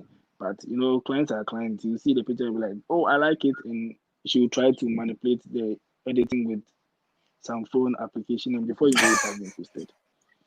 You understand? So Okay. So now I have 3 more questions. Then this session will come to an end. The why are first you in a one. hurry to put a session to an end? It's not me, I'm getting it's my heated. people. Don't worry, no problem. There are people, there are the boys at the back of the class who never want to leave. So we'll keep them here today, but we will end it officially for those who have to sleep, those who have to take care of their spouses and all that to go. They will take care of the stubborn boys and girl at the back of the class. Now, if let's say you're at an event, let's say Malaika says, okay, this year, Chocolates, we want you to come like as an invited guest. Just come and sit down and enjoy the show. As you're there, maybe there's a breakout or something, and one young amateur photographer gets access to you, and it's like, Chocolates, I want to be like you. I want to be a good photographer. What would be your advice to that person? That I want to be like you kind of things. Actually, you can be like me, but you can. No, let's say the person wants to be like, I want to be as successful as you. I want to be as good as you. I don't know what to say, but I always say that one does not become who he is on his own. God has a plan for everybody. God has a reason why I am who I am. And if God says you will be who you will be, you will be. You don't it's not like there's a pattern you have to follow to become me. But it is God. And what worked for me might not work for you. Do you understand? So for the good advice, I'll put in my positive words as I always do. I'll urge you to have your dedication to the work, how you take your work very serious. Yes, and this work is female dominated kind of client base, where most of your clients will be females, and if you're not able to handle that part of it, then you also find yourself in some areas where you not like it. You understand? Yeah. I have actually kept my brand going because I've been able to, or I've made sure that I am able to deal with those areas of it. If I want to go out with you, it's because I want to go out with you, but not because you came to me and I have lied you and I want to go out. If I want to date you, it's because I want to date you, not because I am chocolate. That's why I want to date you. I want to use my work to do those things. You understand? Yeah. I was going to ask a question relating to that, but you've already answered it. So you can ask so that we'll go deep on that one too. Okay, because so it's actually been a very broad topic. People always want to like. Yes, it's about this matter of there is this social issue that has been after Black Lives Matter.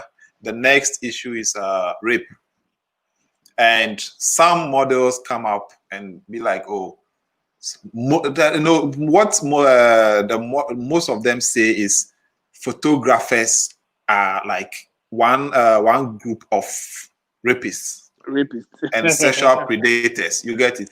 They don't even say some. They group us as one. They're like photographers. It's evident. So we have people. They see you posting pictures of nice. They're like, Charlie, you are seeing things. So me too. I will become a photographer. I'm also going to buy a photo. So that notion that the photographers are using the camera to the girls is there now. And then some are also accusing. At this moment, we can only say accusing because we don't know whether it's true or it's not. accusing. Yes, so some are also accusing photographers that that to the extent that some even rape them. That's what some are saying. You get it? What's your take on this matter? In this matter, I've been hearing it for a very long time, and anytime I hear this, I say one thing. Then I'm going to say that thing again here, that womanizing is a character that is not born by profession. Jonathan, it is something that you want to do and you are doing. It's not because you're a photographer and you are seeing ladies, so you're doing. I have friends who are not photographers, but what they are doing is mad. So it is not because you're a photographer that is why you have to, but you also have to know your reason why you want to be a photographer. And if you are a photographer and you think sleeping with models is what is going to blow you up, or you might be kidding, or you might be joking, because lo and behold, a time will come there will be zero price on you. Because don't forget, these ladies have circles, and ladies, they work in packs. They talk. Once you knock one lady, she will tell another lady, this is what this guy does, and before you know, you're on the table of every guy, every lady. Oh, they know this, what you do. They'll come to you, they won't pay, a whole lot of stuff. And trust me, these things brings down business. You understand? The more, not all these girls are even human beings. If you want to look at, if you want to look at the spiritual aspect of it, not all these girls are even human. Some are coming into your life to destroy you. You understand? So if you line up every lady that comes into your cycles because you feel you are I mean big, so you want to, that is you. But those photographers that are raping models, well, I've not heard that any of that though. I've only heard somebody trying to sleep with somebody, but for rape, I've not heard that. But I don't think it is something called for. I mean, it is very unprofessional for you to go that level with a model. I mean, we are human, so if you feel you saw the model and you like her, after the session, I mean, deassociate yourself from, after the session, you send her images and everything. Invite her on a dinner or lunch and then let her know of your intentions to be with her. And that is separated from work. And that will be much better than on the job, no, in the studio, no. It's all uncalled for, you understand? Okay, so Amma has a question for you. With your experiences, will you mentor such a person who reaches out to you to say, I want to be like you? You see, anytime people come to me that I want to be like you, I always tell people, you can't be like me, but you can be the best of you. You can be like me. You can be the best of you. Because for now, I have stopped training people for training people for free. This story, for now, okay. I have stopped training people for free because I realized that when you give people knowledge for free, they do not value it. Do you understand? They do not put much value on something that is free. So if you want to learn, then you pay. Or else I have to decide that I want to do this, which I want to do when I get to my 100K.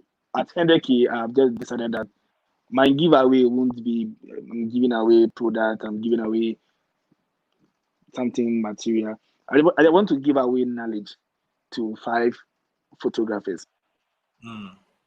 Yeah, I just want to do a mentorship project with them where I'll train 5 photographers, 5 guys to become good Please, photographers. am I eligible? No photographer is eligible. I want somebody who has less knowledge about photography. But Then I'm not a photographer. I'm a learner. Yeah, you'll be a learner. Okay, so guys, those of you here who are now beginning or who want to learn photography, this is a call to you. So be monitoring his page. Once he gets to 100K, I think now he's at 90 something. Once he gets to 100K, he's going I'm to at get 99.3. so it's soon. So once he gets to Yes. 100K, he's going to open up, and pick a mentorship program. He will pick people to join that program. So Charlie, it's time to shoot your shot. I will also shoot my shot so that I can be. I just want. I'm looking out for that boy from the ghetto, that boy from the slums, that boy who is done with secondary school and is not having anything. Wait, so are you saying that to that do. guy from Trasaco who still has the passion to learn should not come? You pay. I want that boy from the ghetto. Yes, if you're from Trasaco, you pay. I want that boy from the slums. I want that Who hustler. can't I want that afford boy to pay who can't for afford to the pay for it. Then I'll give you. I don't want a photographer already. I want somebody who has passion for photography but has not started yet, so that I okay. groom the person, mentor the person to becoming whoever or whatever kind of photographer he wants to become. If he wants to be a food photographer, I'll nurture you towards food photography. You want to be a nude photographer, I'll nurture you towards nude photography. You want to be event photographer, beauty, fashion, I'll nurture you to that.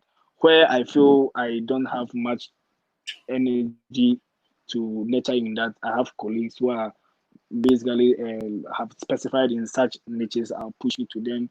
If I have to pay them for them to also give you some knowledge, I'll pay them. If they're also willing to come on board to join, support the young ones, they can also come on board. I wish I have enough money by then, by God's grace, because I wish if the person finish, at least the person will have A camera some and something small basic to tools. Yeah, basic tools. I would love to give all these 5 students cameras and, let's say, a beginning laptop. I wish I could.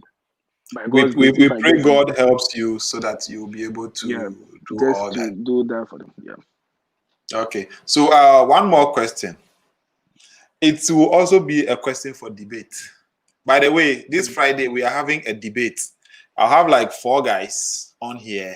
I'll leave them to debate. We'll pick topics, random topics for them to debate on. Now, tell us, should photographers take up social media seriously? Listen, I think we've mentioned it here, Mm-hmm. and I'll say it again. But I mean, people say, "Oh, it works for me." This will say, "Oh, me without social media, it works for me." But I want to say this: the world is revolving. Gone were the days when we were sending letters. Now we are sending text messages. Mm-hmm. Gone Not were the even days. email. You understand? Gone were the days when before you see your mom has to come from wherever. You can just call a video call. The world is revolving. It means that technology is being applied in our everyday life. So therefore, we should also be able to adapt to it and apply it in our everyday business life as well.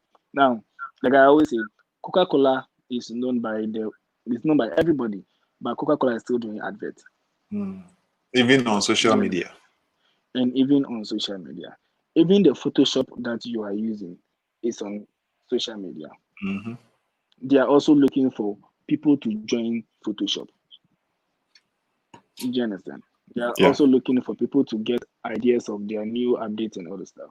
Now, if you feel that maybe you do, um, let's say, work for corporate bodies and so on and so forth, so the other day I had a chance to meet the photographer for the president, and he drew some good note on this issue, and I think I liked what he said also. Do you understand?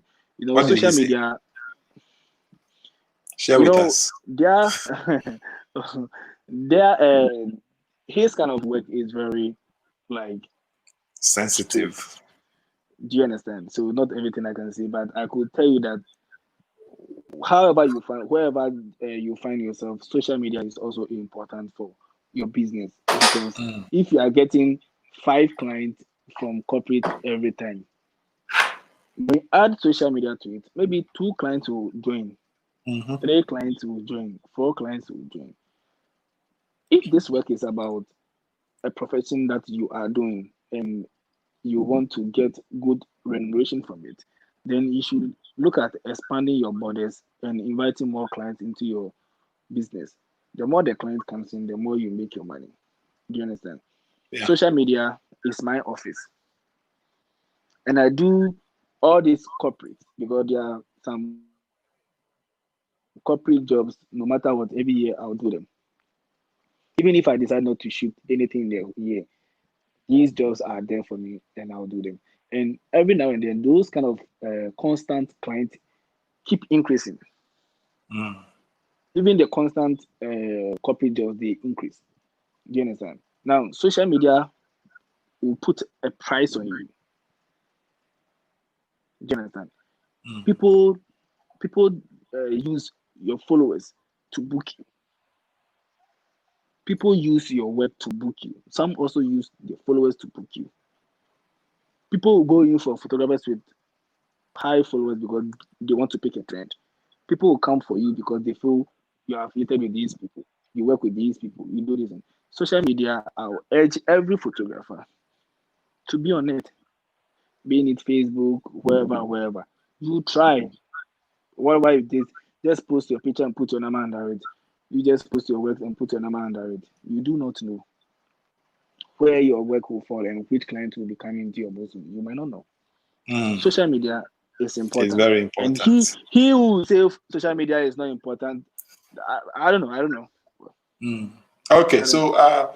my personal final question to you. I don't know if the audience will also have any question for you, but for those watching, if this is your first time here, don't forget to subscribe. If your subscribe button is red, it means you haven't subscribed. So just tap on the subscribe to become gray and then hit the bell. Also, if you haven't liked this stream yet, please, it's very important. Just if you're using your phone, just close the chat window, the X there, just close it, and then you see the blue. If it's blue, it means you haven't tapped it. So just tap on it and then tap on chat again. It will bring back the chat so you can follow. Now, if you could ask your followers to do one thing today to tackle environmental or social issues, what would you ask? We kind of diplomatic questions. Yes, just one. Pick whether environmental or social. If you want to tackle a topic, you want to ask your followers, Charlie, you want to educate them or you want to draw their attention to one topic, be it environmental or social. It could any topic. What would it be? And what would your message be? I think it will have to do with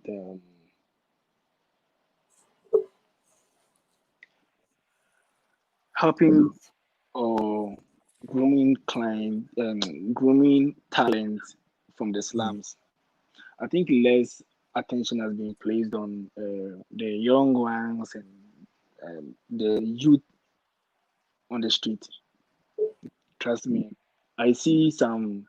I come on social media and I see bloggers hyping some people, making people insulting each other, and people will be hyping those things. But there's less emphasis placed on talent among the youth. Like the youth, you can feel that the number of jobs available for the youth is less. Yet there's no time that you realize that somebody is trying to do something for the youth, and that is why the level of crime and all the other things are increasing. But there is talent on the street. There are good rappers, good singers, good musicians, good tailors, designers, a whole lot of things good guys who are trying to do something, good ladies who are trying to do something. They are good at their talent. Some people craft things, some people weave, some people sew, a lot of talent on the street, and nobody is paying attention to those things. And we are just on social media hyping the wrong. Most of the things that is being hyped are the wrong things. They'll be jabbing somebody. Now people are just jabbing Haja for real for her new car, her new money. People are just saying, everybody is saying what he or she likes about it. It is not important. What is important is that we should help the youth. The youth is the bloodline of the country. The youth today, if we prosper, the upcoming generation will prosper. If the That's youth right. is suffering, the upcoming generation will suffer. There's more talent on the street. A lot of people are on the street that need help. But guess what? The attention No is help driven is coming. away. Attention is driven away, and we are just following certain things that won't add up to anything.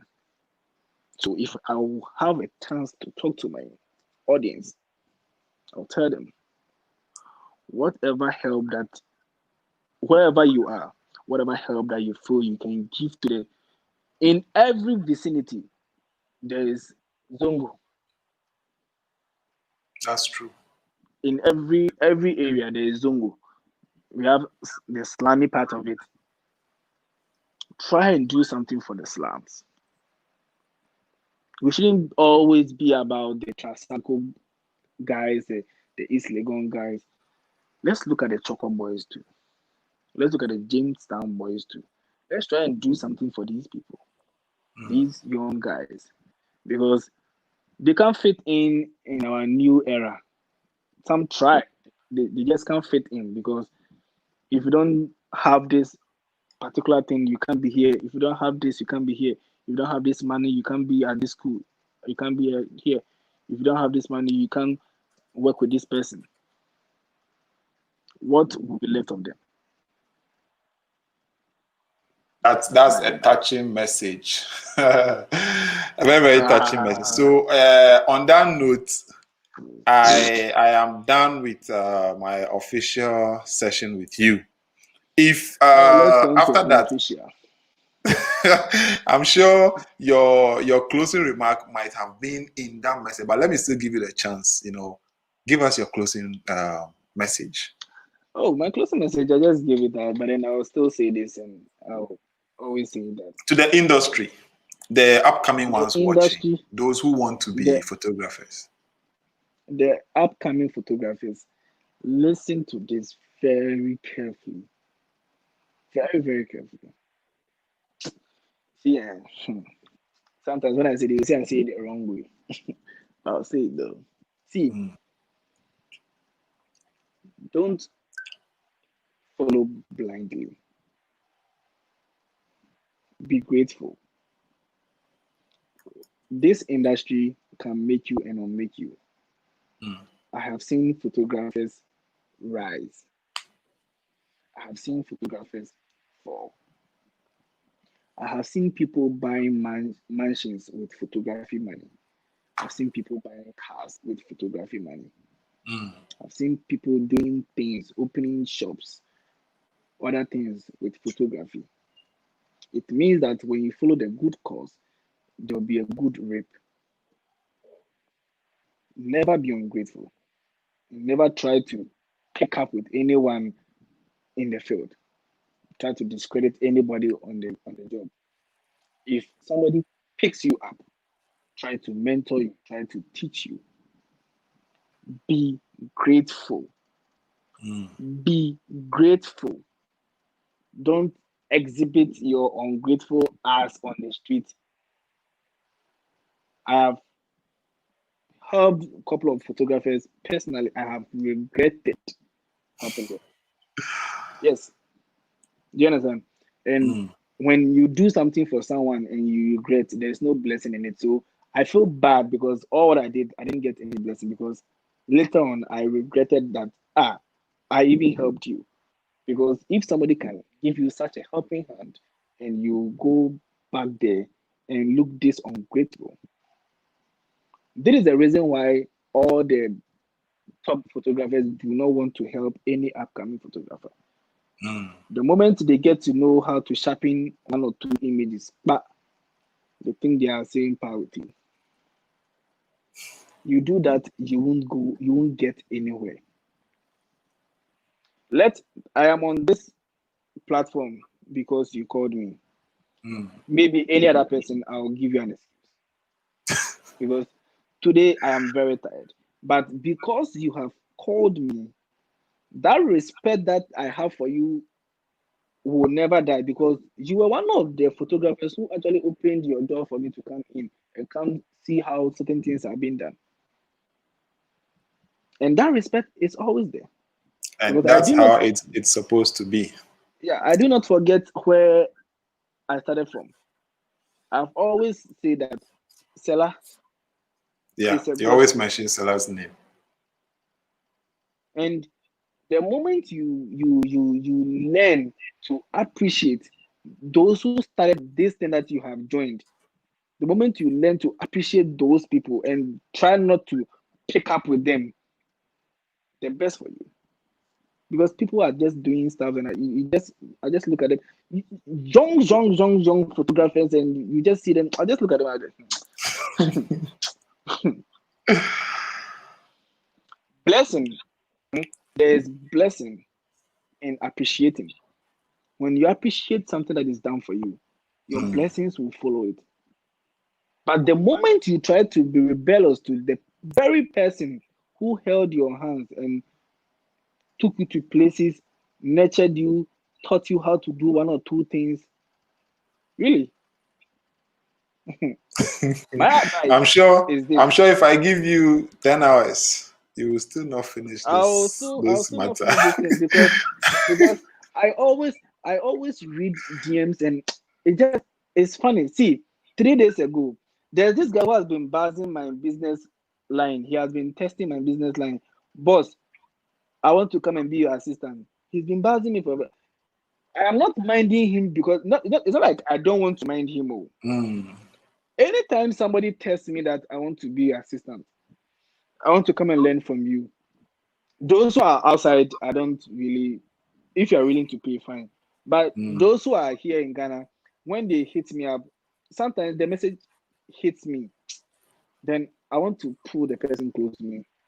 Me, I don't like crowd. I don't like plenty people. But sometimes the way the person will approach you makes me want to get the person closer. But you find them in some wrong associations. If I find you in those associations, I better keep quiet. Now, this guy has been buzzing me. Now, this is how he buzzes me. Once in a while, he'll come and buzz. He'll go 2 months, then he'll come and buzz. Now, he always buzzes me when he realizes I've posted something that Onyanka, he'll be able to do that. Then he'll come and buzz me. I was not minding him. Yesterday, he just sent me a message. I'm sorry to use the F word. He was like, who do you think you are? Oh, wow. I was like, okay. So imagine you took somebody in like that. So this is the kind of person I would have brought under me. I have 6 personal assistants.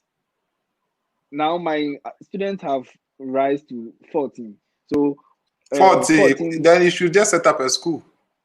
14 students against 6 assistants. You understand? Now, all these assistants, I'm just looking at them. For me, I'll give you, for go ahead, I'll give you what I have to give to you. But when I smell any bad energy from you, a rat. If I smell a rat, I'll pull you out. They get to use my studio for free. They get to use my camera. Sometimes even they get to even use my laptop. They get anything. Once you are my assistant, I give you that room to be able to get close to me. Learn. Because I didn't get that chance, bro. Okay, so our lawyer says she wants to be our assistant. You're if you welcome. refuse, she can sue you. Yeah, she's welcome. Because her profession will even help me. You know, if you are my assistant, I mean, you help me with my lawsuit Somebody and all the stuff. misbehaves, no, you will hear from my lawyer. But you understand? It is, and see, Ghananie, it is hard time the young photographers level up some respect to the I'll not say big photographers, but like those they come to meet in the industry, like level up some respect. The level of disrespect is too much. Me, the moment I tag you, you are far from me. Mm-hmm. The moment I tag you as you do not respect. You are far from me. No matter how good you are, if you do not respect, whatever you are doing is zero. Respect. If I should tell you what or where respect and humbleness has taken me to, the kind of people I'm able to sit down and dine with because of respect and humbleness.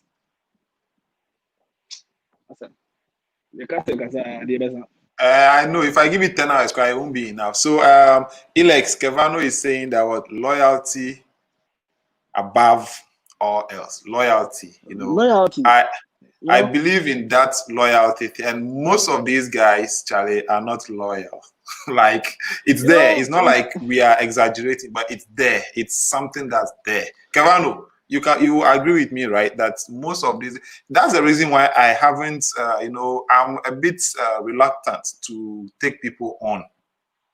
Like, oh, Charlie, there are people knocking, boss. I want to. Like that. But exactly, I should be able to just open up to anybody. You should be able to open up doors to the young, not even the up and coming photographers, all the photographers. I mean, we should be able to come to each other's joint and I don't understand this thing. How did he's done this? See, it's for the benefit for the whole industry. Our industry will grow. See, we've moved from the point where we used to be referred to as photo. Photo. Now, before somebody will book you, the person has to send an email. Look at the amount of respect that has been placed on your job. Mm-hmm. See the amount of respect that will be placed on the job if we are united. Whatever price you charge for your work is your own business. But the unity is very key. Like we need the unity when we are united in this industry. See, Ghana, see, when you go to places, the photographers you hear of are the Nigerian photographers. That's true. I've spent 2 weeks in Nigeria in different occasions. 2 weeks one time, 2 weeks another time. And anytime I go, I try to go to some of the top photographers that I go. I went to Klala. I went to his studio. He took me to a tour in his studio. Took me to a tour. He took me to a tour. How he even started photography. He doesn't even know me. But how he welcomed me, we spoke, and he even told me how their industry works. And how their industry works is different from how our industry works. In Nigeria, if you're a model, and a photographer calls you for shoot, you run and come. Because in order for you to get to shoot with a photographer, you have to pay. Unless you it's different in my country. It's different in my country. You call a model and the model will be that is because of because if he calls you and you don't come, he will make sure no photographer will use you. Yeah, that's true, because they are united. But here we are biting each other. Somebody is telling models some different thing about you. Another person is telling somebody bad things about you just because. See, I know a photographer who, you can never work with any of his models. I don't know what he tells his models, but you can't work with any of his models. If you call them for it, they won't even come. He has broken you to, so these models. He has made these models know that aside him, you shouldn't work with any other photographer. Which, maybe there's a reason. Maybe I don't know. But imagine we were all doing that. Will you get someone to shoot? Exactly. Or those before him, if they were doing that, Do you would understand? he But get them to shoot? models are supposed to be very close to photographers. Do you understand? Because me, Yeah. those that are close to me, when I get a gig, when I get a job, they are the one that I push to. So if this brand hits me up that I want to do this shoot and I want this particular person, I know who I'll fetch for. And before I'll fetch you for the brand, I'll charge the brand for you and I'll tell you this is how much I have charged. Because before I'll even make that charge, I know how much you are expecting. And I'll even charge more. And I'll tell you that I have charged the person this amount of money. When you go and take it, I won't tell you to go and take it and come and give me anything. I don't need any part of it. But I'll have to make sure that the gig you are going on, you are well paid. When we stop looking at each other as competitors that need to be brought down, and we look at each other as competitors that have to be moving together, it will help us. The level of unity in our industry, oh please. There is no unity even. If apart from like the few people that even people you think you are smiling with, behind the scenes, it's like if he's not my friend, he's not good. Yeah. Even some that if are he's your not my friend, those who are even friends behind, they even say things, because I know a couple of photographers. If a client hits them up and they know that, okay, I'm booked for this day that the client is, they just tell the client I'm booked and that's it. But you have other friends you could recommend to. Yes, there are stories where you recommend people and then they go mess up and stuff. But then you should have, if that person, that person doesn't deserve your recommendation, why is the person still your friend? Why is the person still in your circle? So if, let's say for me, tomorrow a client wants to book me tomorrow and I'm not available, I shouldn't just say I'm not available and then it ends there. And there are people who happily do that. They will just tell you, I'm not available, sorry. And then meanwhile, you have a friend who hasn't had a gig for like God knows how many days, but they will still not, because to them, once they are not the people getting it, you don't also have to get it. A client booked me from South Africa, and then and she was like, she booked a photographer, and the photographer wasn't available, and she asked the photographer that oh, who else will you recommend? And then the photographer was like, I'm the best in Ghana here. Look at that. No one else. Exactly. So it was the makeup artist who told her that, oh, there are other photographers who can work on the images for you. So she went. So, and then she was like, your works are even better than him, and he was claiming to be the best. You understand? But it's not supposed to be like that. Do you understand? If there were times people come to me with some gigs that I felt at that moment I wouldn't have time to do it. I pushed them to Just Sicily. Just Sicily is not my friend. I don't even have his number. But I told them, oh, look at this guy, Just Sicily. Or look at this guy that I mentioned. They are much into that. But he's not my friend. Exactly. But you know his output.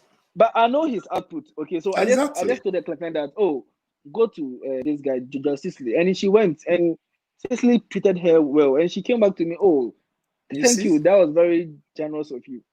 But I didn't call Sicily to tell him that, oh, Sicily, I just pushed the client to you. No. I mean, that in Munyan, do you understand? Yeah. I've done it. If you won't do for me, I'll do for you. It doesn't matter. Do you understand? We should learn to be doing these kind of things for each other, and the industry will. And then there was this time to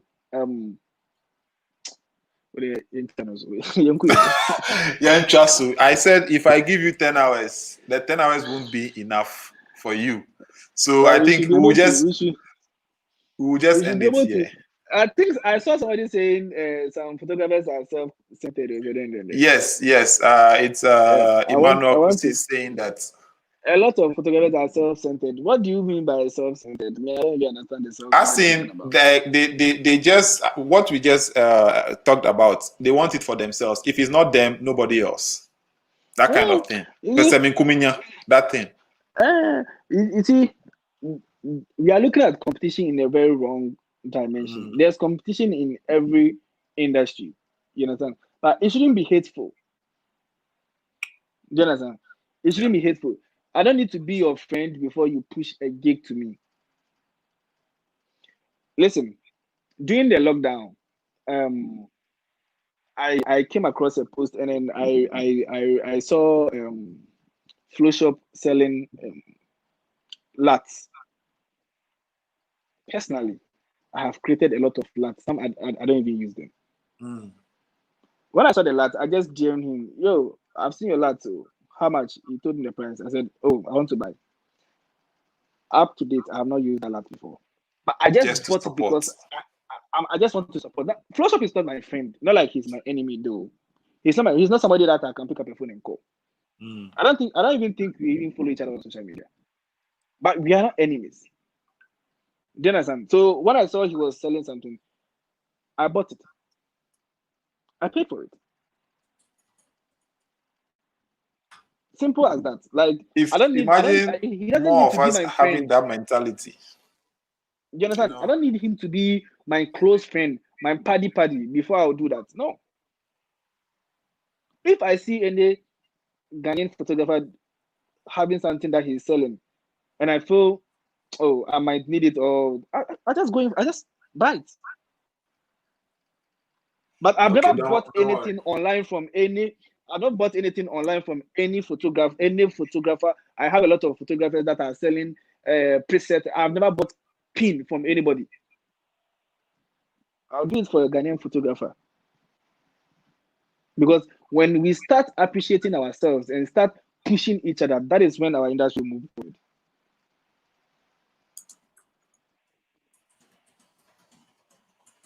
Well said. Nana Kweku chocolates.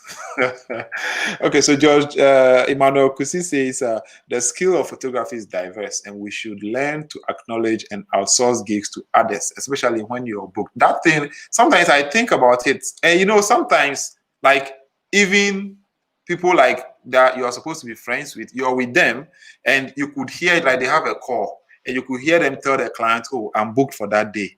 And like in your mind, you'll be like, for real? For real. You can't tell the client I'm here. Exactly. Like, can't you recommend, even if not me, you have other friends. I know you have friends who you know are very good. So why not recommend some of them for the fear that, okay, I recommend this person, then now you go and take. And some people like clients that they shoot like occasional clients and they know that, okay, this particular I'm booked. But for them to recommend their friend for just that one-time gig, they are scared that person will go take the gig and then they won't get it again. It shouldn't be like confidence. You see, that is it. Confidence. People lack confidence. Confidence is someone's name. See, you have to be very confident in whatever you are doing. You have to be very, very confident in whatever you are doing. See, I don't mind giving you a client. If the client he shouldn't come back or she shouldn't come back, I'll take another client. Like I said, I have clients that I have clients in my DM that I'm not attending to. Because if I want to accept everybody's booking, I won't sleep. Yeah. By God's grace, day in and day out, our game is full of people wanting to work with us. Do you understand? Now, if I want to listen to everybody and pull into everybody, I won't sleep. So I always say that I'm not a photographer for everybody. I can't be for everybody. So it gets the time I select randomly. People, it's not like me person home, but if I don't do it that way, I won't be able to sleep. True. Do you understand? Yeah. Sometimes you have gigs and this gig I can't make it. Be very generous to push it to somebody. Exactly. That's my point. Because you surely have friends. It's not like Omamo. See, personally, me, I have stopped shooting graduation. I don't know when I will shoot a graduation. Are you me? Personally, I have stopped shooting graduation. Unless maybe the person graduating is a friend, and I want to personally go and shoot the person. But I remember those days we used to go to graduation and we post on our page that Yeah. pictures. I won't do Yeah. that again. It is not because I feel I am big. Oh, listen, it's not because I feel I'm big. Oh, I feel there are other young photographers who should also go and nap on those money. It's true. Other young photographers should also go and take over those levels and get something in their pockets. If I have clogged the pre-weddings and pre-birthdays and weddings and this, they should go and also clog those ones and get something in their pocket. One person can't chop alone. I don't shoot. If you call me to shoot funeral, I won't come. And I can't recommend somebody to you that because I don't know anybody who shoots funeral. So go and find somebody. I have friends who do that. So anytime somebody comes, I just tell you this person. You know, Quartz does funeral. He likes funerals, but even he doesn't do Nima or Zongo funeral. He does only Trasako funeral. You understand? I don't shoot funeral. You understand? Some years back, I'll be on every red carpet just to capture images of our celebrities and then get some content from my page. Right now, if you see me on the red carpet, then it's blog. The levels Those days have I can changed. go on the. Those days I can go on the red carpet and then just shoot to get content to post. Right now, if you see me on the red carpet, it is blog. Yeah, What the check has been signed. I'm trying to pay way for other photographers to also go on the red carpet and go and make their name from the red carpet.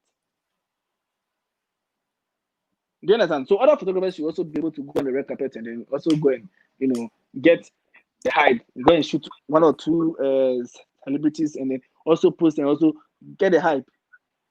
That's right. There's nothing wrong in doing that. If you see me on a red carpet, when was the last time I went to a red carpet? If you see me on a red carpet, then there's this involved.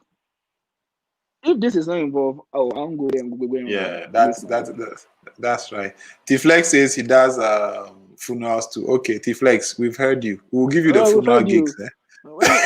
I seldom get that day, but anytime somebody approaches me with funeral, I just tell you no. And if you ask me, do you know somebody who does funeral?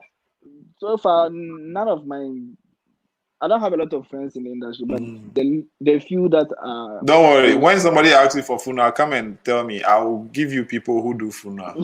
T-Flex is one of them. Me myself, there. No matter how much, I will take it and give it to somebody else. It's not like funeral is bad though. Me, I fear. I'm scared of dead body. That's me, and I don't like to see people crying. That's my. I'm the kind of person. Is it like funeral? Whatever environment I find myself in. I absorb what is there. So if I'm around happy people, I'm happy. When I'm around sad people, automatically I'll be sad. Mimpo, it's not about that, but there are certain things about funeral. See, funeral is the place that when you go to a funeral ground and you have eyes, you see things, eh? It's not the normal eyes that we have, but if you have eyes, you will see things. See, it is the place where they spit disease into the air. They spit disease into the air. They spit death into the air. They take in munyam. They take in munyam. When somebody is dead, it becomes a battle between families. Mostly funerals, you see, it will end up in fights. The fight is physical and spiritual. Me, I won't be there. At all. Anyway, so the stubborn boys at the back of the class, are you happy now? Can we gladly close this session now? T-Flex, Sheun and your squad. Mauto. I know Cassie there by now, she has fallen asleep. How many people are online? Because I can't see 22. Online. There are 22 people online. Talk. 22, you are not talking. No, but we are done. See, my eyes are closing. No, I'm saying that 22 people should say something else. See, most of them are just enjoying the thing and they don't look at Mauto, look at Sheun, look at even George, Min's cousin. He's also there. And Kweku Wilson is also there. These people are all there. See, now they are 23. Hey, good Kelly. Good Kelly is here. Oh, good Kelly. You, the last time you swerved me, I told you I wanted to bring you on and you swerved me. I will still bring you on, okay? Good Kelly is the king of YouTube in Ghana. Oh, okay. We should keep tackling more of these issues and try to address more of these issues. Okay, we shouldn't. The more we start seeing each other as each other's keeper, the better for us. There's no see Kweku Wilson. Just mention Kweku Wilson. I heard of Kweku Wilson when I was not even thought of being a photographer. It was on BBM. Those days, I mean, he was with Curtis, so yeah. If he was listening, he will tell you that's when I heard of him. Kweku Wilson, come and confirm. Long time on BBM because then I was on. That was somewhere around Friday Friends. Those Friday Friends. Friday Friends, you know, yeah, Friday Friends. Around. I mean, his boss was with Friday Friends, so. Oh, okay. You understand? Those are the days that I heard of. So he's one of the guys that I knew way back. I mean, those days that I see people doing photography. And then this guy Akins, I think he stopped or he's still a photographer. I heard of Akins too. Yeah, Akins. Kweku Wilson says you should relax. Now you are bringing out his keys. Those guys are pioneers. Kweku Wilson and so your eyes are open. He said your eyes open. The funeral thing now they talk no. I shall say he also knows about those things. Those things, yeah, funeral, yeah. It's not a good ground to be working. Hey, Charlie, this guy, Creative Vision says your beard has come.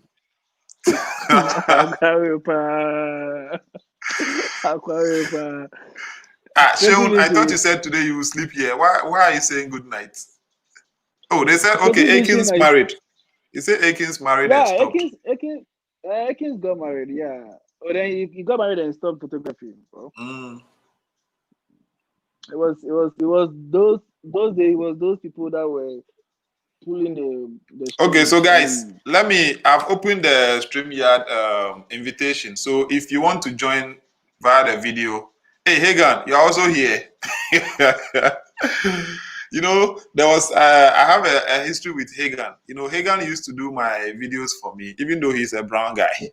Now, a client wanted me to shoot her wedding. I shot her graduation. You know how it started funny. When I bought my first full frame and my 85, you know, it came as a bundle. She was, I think, the first girl I shot. Then she was at Evandi. So I hit her up and then I went to shoot her free, she and her roommates. So because of that picture, it was my test. I got the 85mm fresh. I wanted to test it on someone. And she was the first person I got. She liked that picture. So I shot her engagement. She and her roommate, their graduation, Legon. I shot both of them. After that, her engagement and wedding, she said, no, I had to shoot. The sister-in-law and other people were all suggesting, like they said they had their own photo. She said, no, this is the person I've been with. I know him inside out, so I want him to shoot it. And they were insisting, like, oh, they have a... And then they said, okay, she will give me the photograph because she knows my work, but she doesn't know who I'll bring to come do the video. So she said, oh.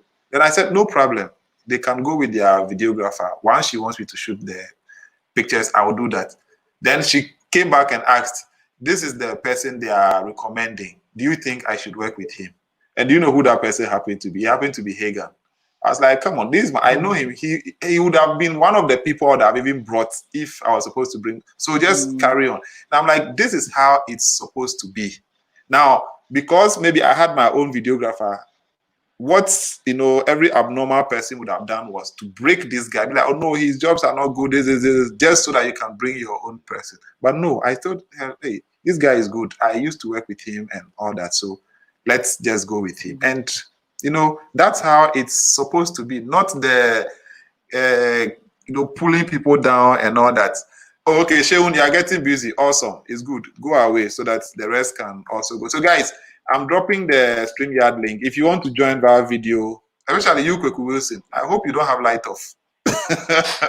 And T-Flex, you can also join. Uti Costa Haya, you can also join.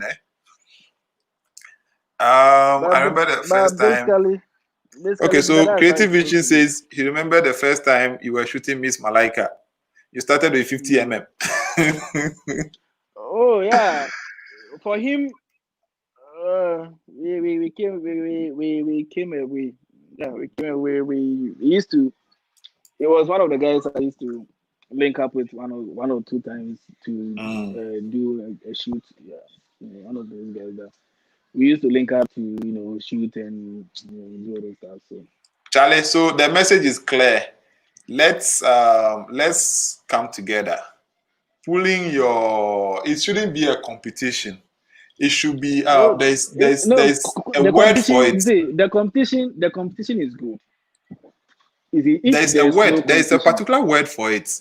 It's rival.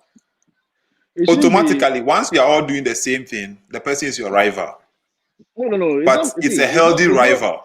It should You be know, a healthy rival it should or be. healthy competition. You understand? Because if there's no competition in the game, one will feel okay, and one will not be motivated to do more. You understand? But when there's competition, you are motivated to do more because you see that, hey, I'm gonna say things are changing. I also have to change. You understand? But if every day it is you alone, you won't be motivated to do anything. You just be at your corner and then decide to just do whatever you want to do because then hey, there's after all one or two. You understand? But sometimes even the young photographers would drop an image be like, whoa, wow. Do you understand? Yeah. I mean, when I see those things, if I see, I'll like. If I see something nice, I'll comment. One thing I like about Stella, once it's nice, he will post it in his story. Even Jima, you see Jima and commenting on young photographers' posts. You see, all these things are ways of motivating the young ones to keep doing more, and it won't change you from being Jima. Yeah, it's true. You understand? But when we look at things in a certain way, we try to break some people and people. You see, the person you are trying to break, and you are trying to make people feel your work is the predominant. How much is that work bringing to you? True. How much is that work bringing to you? You understand? Because if it is all about let's post pictures on Instagram, who post and post too? But it should be something that is putting See on value. Wilson's face. So I see. Why they do side lighting? Cinematic lighting. They do side lighting. Cinematic lighting. Charlie, what's up? This guy and the Ghananie Vision. Hey, Danny Vision. Okay, T-Flex is also here. T-Flex, what is that behind you? Is it tissue? What do they think the tissue do?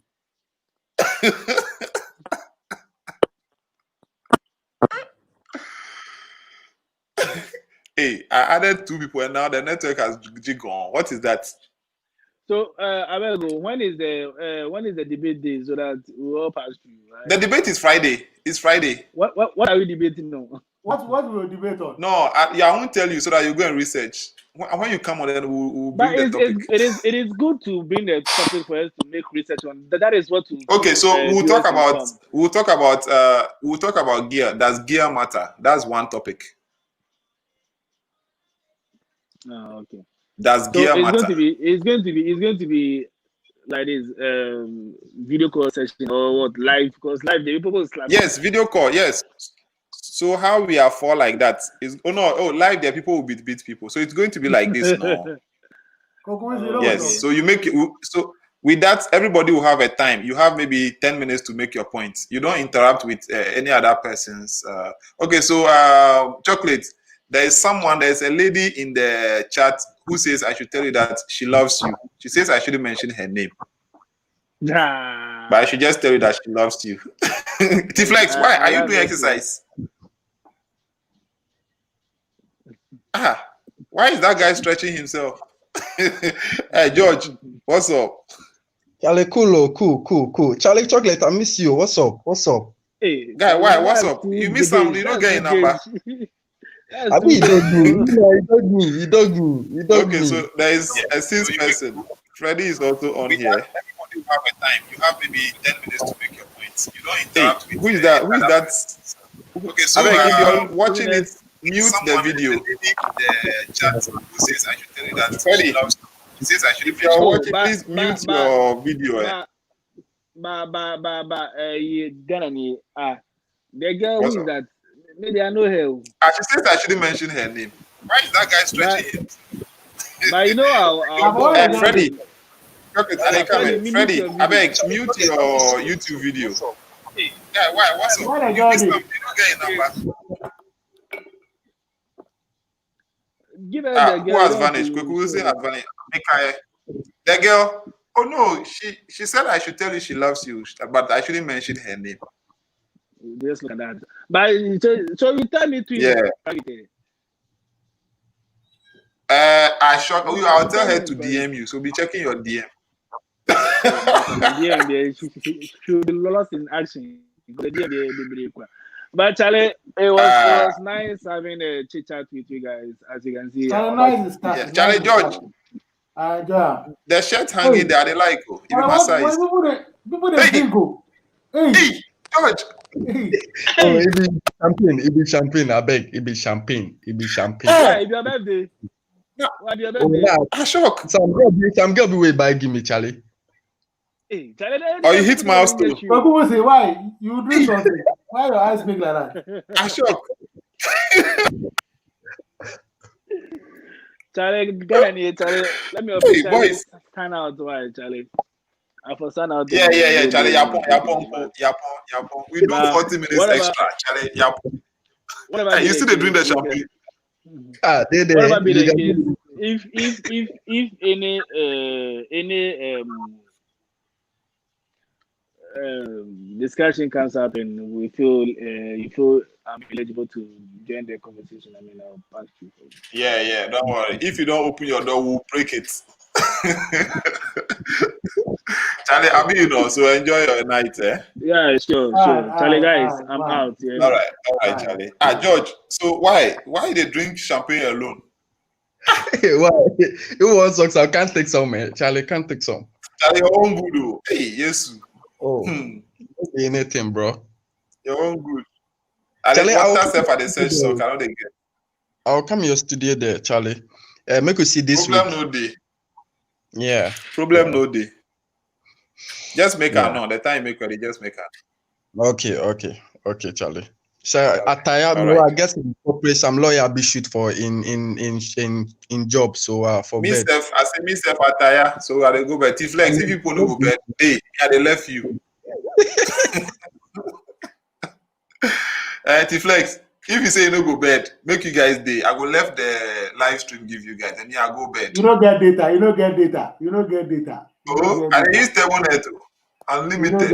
I don't use fiber. You don't use Tablenet. I don't use fiber. You don't use Tablenet. Fiber, can't see. Yeah, bye. Quick, use proper internet. All right, Charlie, guys. Thanks very much for being part of this discussion. You guys always make it fun, to be here. No matter how bad my day goes, knowing that I'm coming live here for you guys, makes it worthwhile. So yes, enjoy your nights.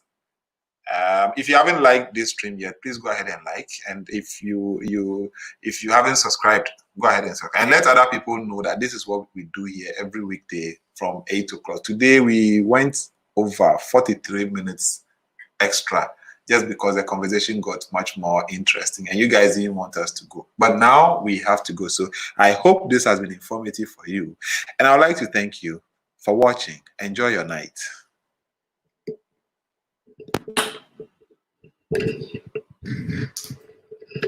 Okay, I know my mic is still on and my video is on. So I'm going to turn it off.